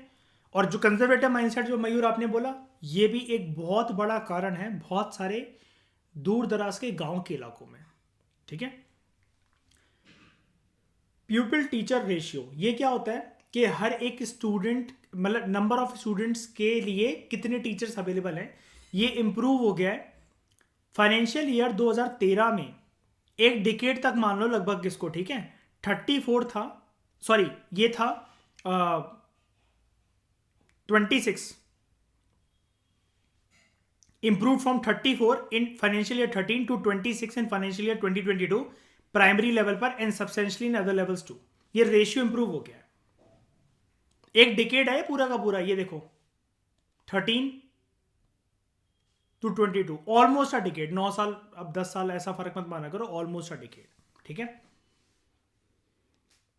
हायर एजुकेशन, ये सारे आंकड़ों के प्लीज मैं आपसे रिक्वेस्ट कर रहा हूं, मैंने आपको पहले भी बोल चुका हूं इस चैप्टर की स्टार्टिंग में, एक चिट्ठा बना लो, ये सारे के सारे ratio, doctor to patient bed ratio जो भी होता है, ये सारे के सारे अपने हैंडी नोट्स बना लो, ताकि आप मेंस में इसको इंट्रोडक्शन में कोट कर सको, इंटरव्यू रूम में फटाफट बोल सको सर, और लिख सको according to economic survey, according to economic survey. Higher education की बात करते हैं। टोटल एनरोलमेंट हायर एजुकेशन में ये इंक्रीज हो गया है from nearly 4.1 crore in financial year 21, ठीक है, पहले कितना था 3.9 crore in financial 20। Female enrolment improve हुआ है, पहले था 1.9 करोड़ फाइनेंशियल ईयर 2020 में, 21 में ही हो गया 2 करोड़, 1.9 से 2 करोड़, थोड़ी सी इंप्रूवमेंट है, लेकिन इंप्रूवमेंट तो इंप्रूवमेंट होती है। टोटल नंबर ऑफ फैकल्टीज जो कि हायर एजुकेशन में, हायर एजुकेशन किसको कहते हैं, कौन सी क्लास के बाद? हाँ, और जर्नली वैसे अगर हम लोग बोले तो हायर सेकेंडरी नहीं है ये शाइनी, हायर है ये, हायर 12th के बाद, ठीक है, कॉलेजेस वगैरह। इट इज़ अराउंड 15.5 लाख, जिसमें से 57.1% ये मेल हैं, 42.9% ये फीमेल है, ठीक है। ये किसकी बात हो रही है, स्टूडेंट्स की क्या फैकल्टीज की? फैकल्टीज की। इस पॉइंट में सबसे बड़ी बुराई क्या है शाइनी, क्या एनालिसिस निकालोगे आप इससे? हाँ शाइनी बिल्कुल, इसको कितना कर देना चाहिए, हाँ कितना कर देना चाहिए फीमेल फैकल्टीज को? इक्वल नहीं है, मैं पागल है, 100%, ठीक है। स्किल डेवलपमेंट,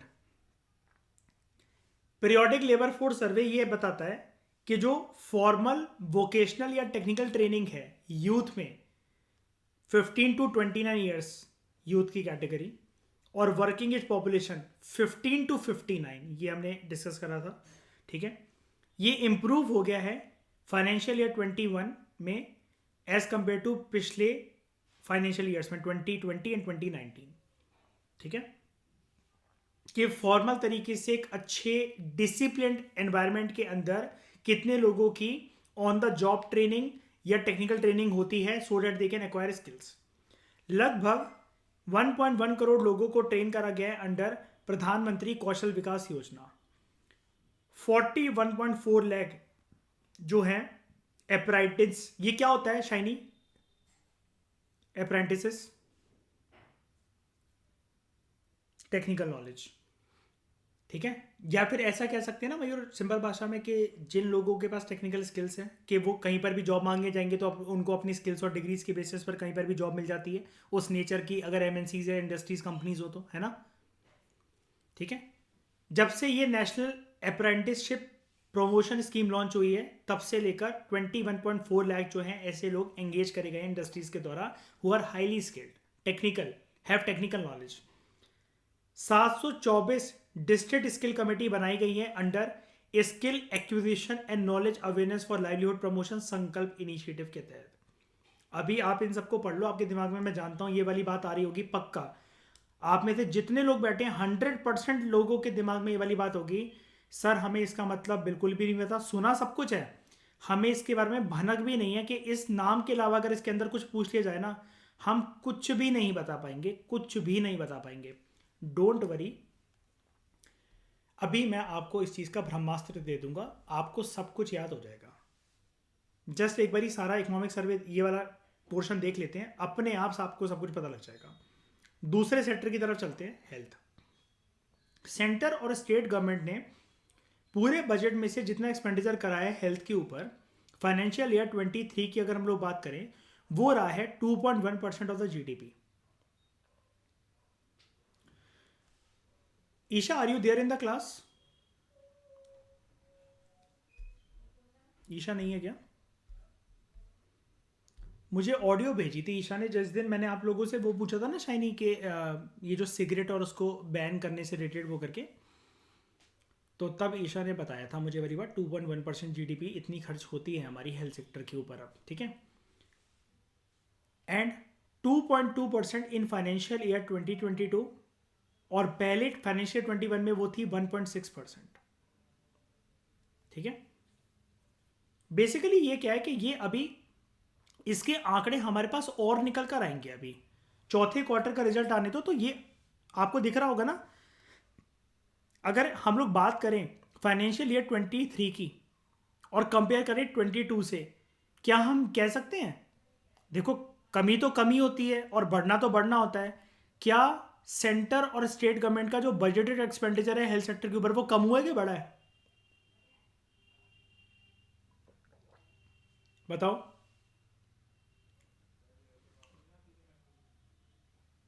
बढ़ा है। शनि देखो ना, देखो ना शनि 2.1 हो गया, 2.2 था। क्या है?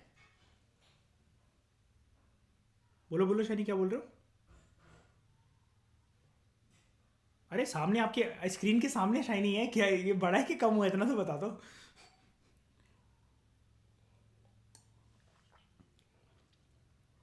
कम हुआ है बहुत, एक पॉइंट से कम हुआ है, लेकिन ये ना एक बजट एस्टिमेट है, बजटेड एस्टिमेट है।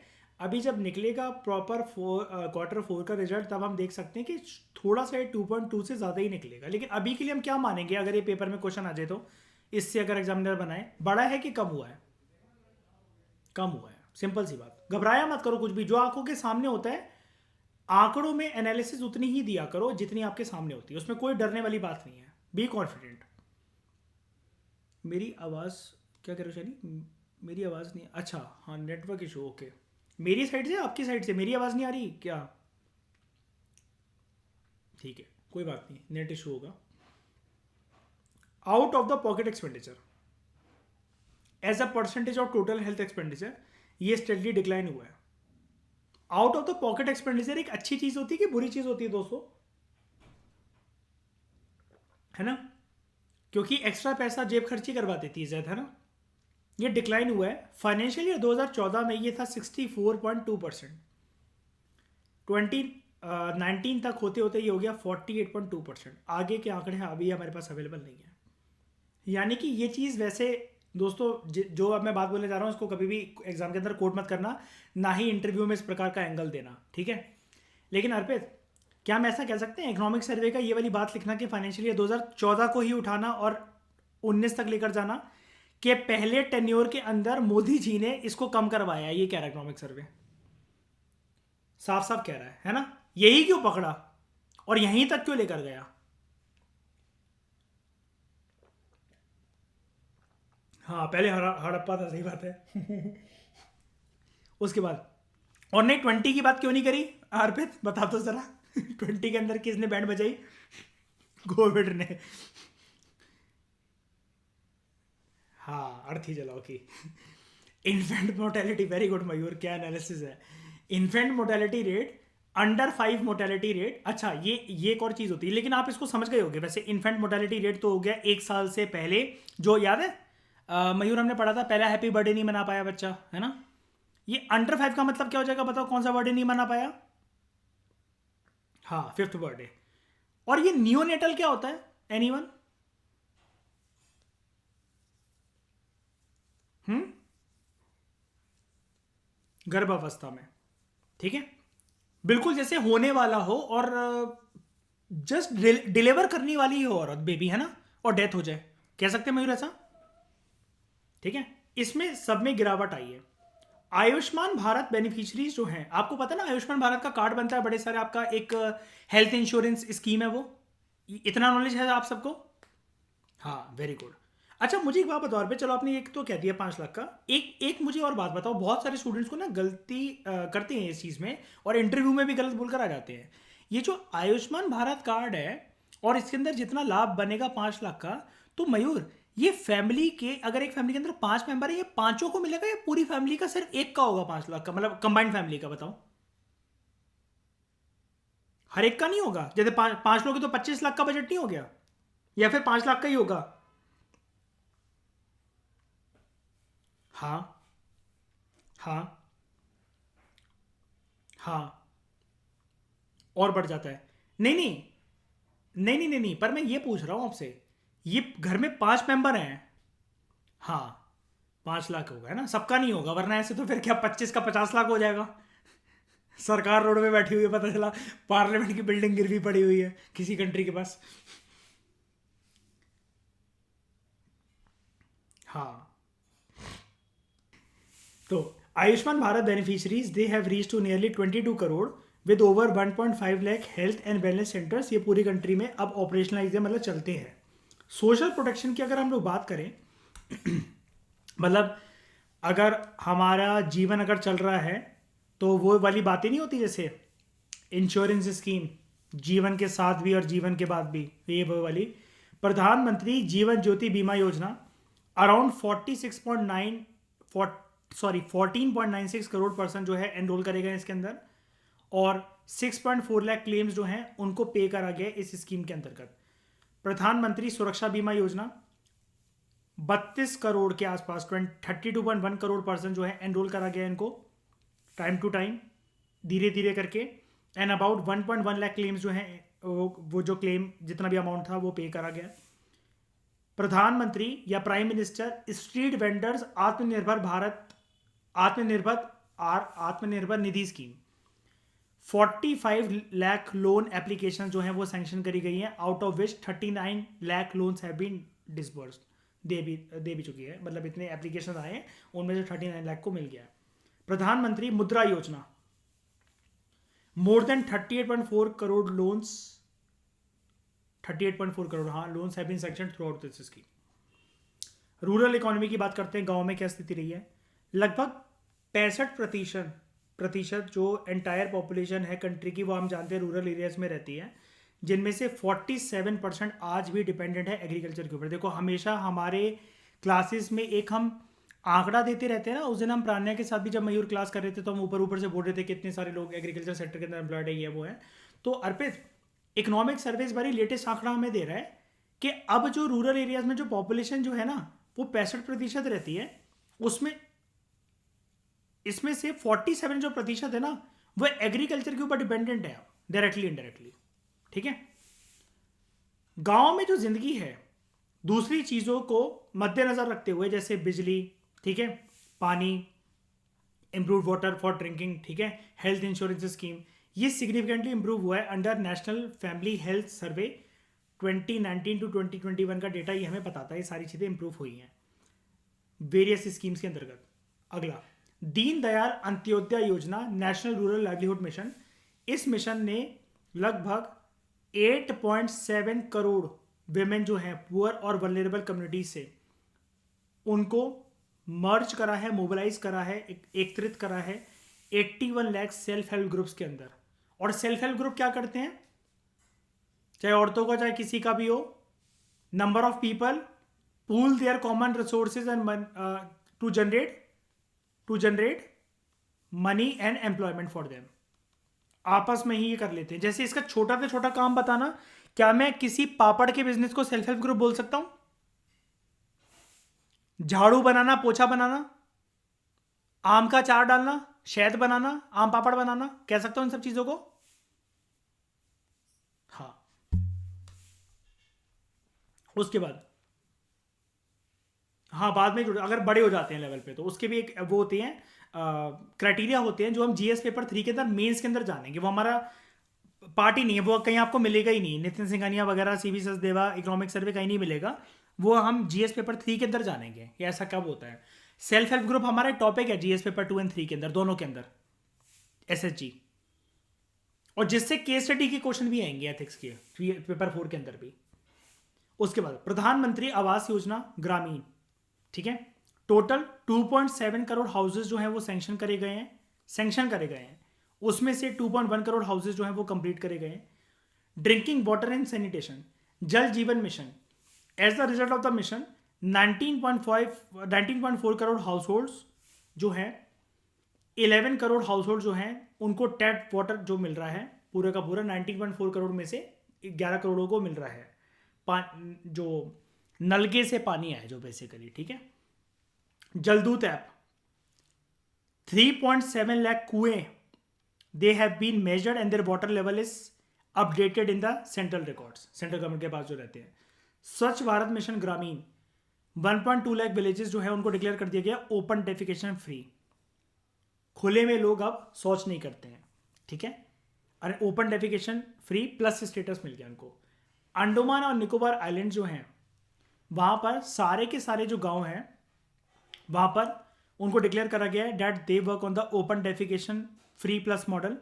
तो ये फर्स्ट स्वच्छ एंड सुजल प्रदेश बन गया है। ये आ सकता है प्रीलिम्स के अंदर, सौगंधा 2023 प्रीलिम्स के अंदर ये वाला क्वेश्चन आ सकता है। फर्स्ट स्वच्छ एंड सुजल प्रदेश किसको कहा गया है? एंड मयूर, अर्पित, बाकी सब लोग बी रेडी फॉर एमपीपीएससी, ये क्वेश्चन आएगा एमपीपीएससी के अंदर और यूपीपीएससी के अंदर। ये वाला क्वेश्चन आने की प्रोबेबिलिटी 95% प्लस है। यूपीएससी के अंदर इट इज 50% प्लस, लेकिन यूपीएससी के अंदर जो 50% प्लस होता है वो भी बहुत बड़ी चीज होती है, ठीक है। फैक्चुअल आजकल यूपीएससी जाने लगा है थोड़ा सा, और स्टेट पीएससी के क्वेश्चन एनालिटिकल वे में जाने लगे हैं। एलपीजी कनेक्शन, प्रधानमंत्री उज्ज्वला योजना 2.0, स्वच्छ ईंधन बेहतर जीवन, एलपीजी कवरेज जो है इंप्रूव हुआ है इससे, इस मिशन से, इस योजना से। 2016 में 62% था, अब ये 99.8% पहुंच गया 2021 में। अब ये पता है 0.2% क्यों छोड़ देते हैं? अंधविश्वास ना फैल जाए, 100% नहीं कह सकते ना। रूरल कनेक्टिविटी, भाई मतलब मयूर, अर्पित, ये इकोनॉमिक सर्वे आंकड़े ऐसा देता है, इसको देखकर ऐसा लग रहा है जैसे हम दुबई के अंदर बैठे हुए हैं सब बातें पढ़ के, नहीं कि गांव भी हमारे ऐसे कि जहां पर रोबोट्स घूम रहे हो। रूरल कनेक्टिविटी, प्रधानमंत्री ग्राम सड़क योजना। लेकिन दोस्तों आप लोगों को कभी भी ये वाली बातें मन के अंदर नहीं लानी है, because we are administrators and हमें सरकार के, हम लोग पॉलिसी के इम्प्लीमेंटर्स होते हैं, हमने उनको इम्प्लीमेंट करना है। We are the real executive, permanent bureaucracy के पार्ट है हम लोग। तो क्या चीज़ सही है गलत है ये सिर्फ ओपिनियन होल्ड भी करके मत रखना, क्योंकि ये माइंड में ना कहीं बस जाता है, फिर ये फ्रस्ट्रेशन की फॉर्म में निकलता है, और वो हमें किसी भी स्टेज पर दिखानी नहीं है। प्रीलिम्स के अंदर नहीं, मेंस के अंदर नहीं, और इंटरव्यू के अंदर तो कतई नहीं। प्रधानमंत्री ग्राम सड़क योजना जब से आया है इसकी वजह से रोड्स काफ़ी क्रिएट हुई हैं। लगभग 7.2 लाख किलोमीटर ये रोड्स क्रिएट हुई है। और ब्रिजेस की बात करें, कितने कितने लंबे, बड़े बड़े जो ब्रिजेस हैं लंबे लंबे वो हैं 7,789। ओके, ये आंकड़े बस आप मेंस में कोट कर सकते हो। कोई आप सोचो कि प्रीलिम्स में वगैरह में आ जाएगा कि कितने हैं कितने नहीं हैं, आप उसकी चिंता मत करना। Do not play on facts, always play on analysis. Electricity की बात करें, सौभाग्य, प्रधानमंत्री सहज बिजली हर घर योजना एंड दीनदयाल उपाध्याय ग्रामीण ज्योति योजना, इन्होंने सक्सेसफुली अपने ऑब्जेक्टिव जो है यूनिवर्सल रूरल इलेक्ट्रिफिकेशन, हर घर बिजली, हर गांव बिजली, इस ऑब्जेक्टिव को अचीव कराया। और इकोनॉमिक सर्वे बता रहा है हमारी इकॉनमी बूम कर रही है, बूम कर रही है, सही बात है। अब दोस्तों एक बात इंपॉर्टेंट आप लोग मेरी सुनिए। जैसा कि मैंने आप लोगों से कहा था, आई एग्री, और नॉट ओनली विद यू, मैं खुद भी, मुझे ये सारी स्कीम्स रिवाइज करनी पड़ती हैं। अब ऐसा थोड़ी ना है कि मुझसे कोई कोई भी स्कीम पूछ लेगा तो मैं यूपीएससी का फाउंडेशन कोर्स ले रहा हूँ तो मैं सारी चीज़ें टिप्स पर याद रखता हूँ। मुझे भी तो रिवीजन की ज़रूरत पड़ती है, और क्या स्कीम के अंदर क्या चेंज हो गया, कभी क्या अमेंडमेंट आ गई, सरकार ने ऊपर नीचे क्या कर दिया, सेंट्रल सेक्टर तो नहीं बन गई है, सेंट्रल स्पॉन्सर्ड तो नहीं बन गई है, बहुत सारी चीज़ें होती है। अब डेली बेसिस पर तो मैं ट्रैक कर नहीं सकता इस चीज़ को, मुझे क्योंकि लगती है ये सब करंट अफेयर का पार्ट और ये बेवकूफ़ी। लेकिन अगर इकोनॉमिक सर्वे में इतनी सारी स्कीम है इस चैप्टर के अंदर, ये चैप्टर बहुत बल्कि चैप्टर था out of all the chapters of economic survey, और पूरा मेंस ओरिएंटेड है। लेकिन प्रीलिम्स के लिहाज से एक तो ये ट्रेंड इंपॉर्टेंट था, लेकिन प्रीलिम्स के लिहाज से एक चीज़ और इंपॉर्टेंट है कि जितनी स्कीम यहाँ पर दे रखी है, अब स्कीम एक हो तो याद कर भी लें, इतनी सारी स्कीम है। प्रधानमंत्री कौशल विकास योजना, नेशनल अप्रेंटिस प्रमोशन स्कीम, संकल्प इनिशिएटिव, प्रधानमंत्री जीवन ज्योति बीमा योजना, सुरक्षा बीमा योजना, पीएम स्ट्रीट वेंडर्स आत्मनिर्भर निधि स्कीम, प्रधानमंत्री मुद्रा योजना, उसके बाद दीनदयाल अंत्योदय योजना, आवास योजना, जलदूत ऐप, जल जीवन मिशन, स्वच्छ भारत मिशन ग्रामीण, प्रधानमंत्री सड़क ग्राम सड़क योजना, सौभाग्य स्कीम, दीनदयाल उपाध्याय ग्राम ज्योति योजना, सरदर्दी वाली इतनी स्कीम है, प्रधानमंत्री उज्ज्वला योजना, उज्ज्वला ही नहीं पता है हमें तो 2.0 क्या जाने, स्वच्छ ईंधन बेहतर जीवन, इसको क्या जाने। अब देखो, इसका पहले पूरा आप एक मॉडल और जो आउटलाइन है ये पहले पूरा प्रिपेयर कर लो। यानी कि जितना यहाँ पर कंटेंट है, किसके आंकड़े क्या हैं, ये आपकी टिप्स पर रहने चाहिए if you are writing mains. और प्रीलिम्स में बैठने से पहले भी आपको पता होना चाहिए क्या क्या चीज़ें बढ़ी हैं, क्या क्या कम हुई हैं। जैसे अगर हमने इसके अंदर हेल्थ का जो जीडीपी वाला देखा, वो एक 0.1 से 0.1% से कम हुआ है। ठीक है, अब कम हुआ तो है ही। अब ऐसी और भी तो चीज़ें होती होंगी, जैसे मनरेगा के बारे में हम सुनते रहते हैं, लेकिन बहुत सारी चीज़ें ऐसी होती होंगी मनरेगा के बारे में जो कि हमें ट्रैप कर सकती हैं। इतनी सारी स्कीम मुझे दिख रही हैं इस पेज के ऊपर, 15 से 20 स्कीम, 25 स्कीम जो दिख रही है। क्या करना है इसका? सबसे पहले तो जैसा कि मैंने आपको बताया, इस पूरे के पूरे जो समरी होगी, अभी तो ये सिर्फ एक हाईलाइटेड डॉक्यूमेंट है, जो समरी होगी आप इसको याद करो। उसके बाद हम क्या कर रहे हैं इकोनॉमिक सर्वे में, सबसे पहले आप उसको समझो। हम हाईलाइटेड डॉक्यूमेंट ये वाला कर रहे हैं, इसके बाद डिटेल में हम लोग समरी पढ़ेंगे। उसके बाद हम लोग एक चीज़ और करेंगे जो कि आपकी इकोनॉमिक सर्वे में जो भी वैल्यूडेशन रह गई होगी उसको कंप्लीट कर देगी। नई चीज़ें नहीं, इन्हीं चीज़ों को डिकोड करेंगे। पहले आप ये मॉडल याद कर लोगे, उसके बाद पीटी 365 में सबसे एंड की एक पीटी 365 जो निकलती है वो होती है गवर्नमेंट स्कीम्स पार्ट 1 पार्ट 2। बस ये सारी स्कीमें आपको अलग अलग मिनिस्ट्री के अंदर क्या है, इसके अंदर क्या नहीं है, कौन बेनिफिशियरी बनते हैं, कौन नहीं बनते, क्राइटेरिया क्या है, ये सारी चीज़ें आपको एक एक स्कीम की पूरी पता लग जाएंगी, पूरी की पूरी, पार्ट 1 पार्ट 2 में, जो कि पीटी 365 के 2023 में भी निकलेगा।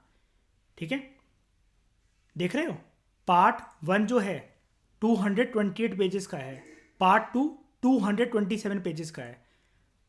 आई कैन एश्योर यू एक सिंगल स्कीम, ये तो छोड़ो, इसके अलावा और 200 स्कीम हम पूरी की पूरी याद करेंगे। एंड ये जो स्कीम वाला जो डॉक्यूमेंट होता है दोस्तों, ये जो स्कीम वाला जो डॉक्यूमेंट होता है विजन आइज का, ये आपको मेंस में भी उतना ही हेल्प करेगा जितना प्रीलिम्स के अंदर करेगा। तो इसके लिए चिंता मत करना आप लोग कोई भी कि ये स्कीम अभी हमें याद नहीं हो रही, वो नहीं हो रही। मुझे भी नहीं है, उसमें कौन सी बड़ी बात है, मुझे भी नहीं है। मैं लेटेस्ट सीखूंगा अभी, जो अभी इकोनॉमिक्स जो अभी PT 365 आएंगी उनसे लेटेस्ट मैं सीखूंगा। लेकिन हम इन स्कीम्स को एग्जाम में बैठने से पहले इस कदर इतने अच्छे तरीके से याद करेंगे कि ये जो हम स्कीम पढ़ेंगे, पार्ट 1 पार्ट 2 की जितनी भी स्कीम्स है, जितना भी बड़ा ये डॉक्यूमेंट हो, इनको इतने अच्छे से पढ़ेंगे पूरे साल कोई भी एग्जाम आ जाए। हमें पता है कि स्कीम तो हर एक एग्जाम के अंदर, चाहे वो SSC के एग्जाम हो चाहे कोई सा भी एग्जाम हो, वो तो पूछी जाती हैं। हम हर एक प्रीलिम्स के आंसर को ठीक कर सकेंगे, मेंस में लिख सकेंगे, कोट कर सकेंगे, और इंटरव्यू में अगर कोई भी पूछ लिया जाए कि आपके राज्य में ये वाली स्कीम चल रही है, वो चल रही है, ये दोनों डॉक्यूमेंट हमारी जर्नी हर एक एग्जाम की बहुत ज़्यादा आसान बना देंगे। तो just wait for the PT 365 2023 government schemes comprehensive document part 1 and part 2, सारा का सारा ये आपका कवर हो जाएगा। और ये सारा स्कीम पढ़ने के बाद जो भी इसमें से सोशल वाली स्कीम्स होंगी, IR वाली स्कीम्स होंगी, इकोनॉमी वाली होंगी, साइंस एंड टेक वाली होंगी, इन्वायरमेंट वाली होंगी, कल्चर वाली होंगी, पॉलिटी से रिलेटेड होंगी, कुछ भी, ये सारी इन दूसरे PT 365 में भी मदद करेंगी आपकी। अभी के लिए इसके बारे में चर्चा करना, मैं अभी से आपको बताने लगूं, उसका कोई भी मतलब नहीं है। We will return to this page after PT 365 2023 government scheme का डॉक्यूमेंट विल बी रिलीज्ड। इस चैप्टर में मुझे नहीं लगता कि आप लोगों को कोई भी एनालिसिस, तो मैंने ये वाली तो दे ही दी थी, ये वाली, इसके अलावा कोई भी आपको कोई चीज़ तंग करेगी, बाकी सब कुछ लर्न करने वाला ही है। अगला चैप्टर थोड़ा सा हमारा इकोनॉमिक सर्वे से अलग होकर एक बहुत अलग एक दिशा में लेकर जाएगा हमें, जो कि है क्लाइमेट चेंज से रिलेटेड एंड एनवायरमेंट से रिलेटेड। इसको हम देखेंगे, बहुत बेहतरीन चैप्टर है। इस चैप्टर से पक्का आप प्रीलिम्स के अंदर या मेंस के अंदर एक क्वेश्चन या 2 क्वेश्चन तो पक्का आप एक्सपेक्ट करके चलो। और 2 मेंस के अगर इससे क्वेश्चन आ गए ना तो सुबहान अल्लाह, 10-10 नंबर के अगर आ गए तो 20 नंबर कवर, या 15-15 नंबर के आ गए तो 30 नंबर के हमारे हाथों में होंगे। 30 नंबर का मतलब होता है IRTS से सीधा IPS सर्विस मिलना। इस डिस्कशन में दोस्तों फिलहाल इतना ही। Thank you very much for discussion.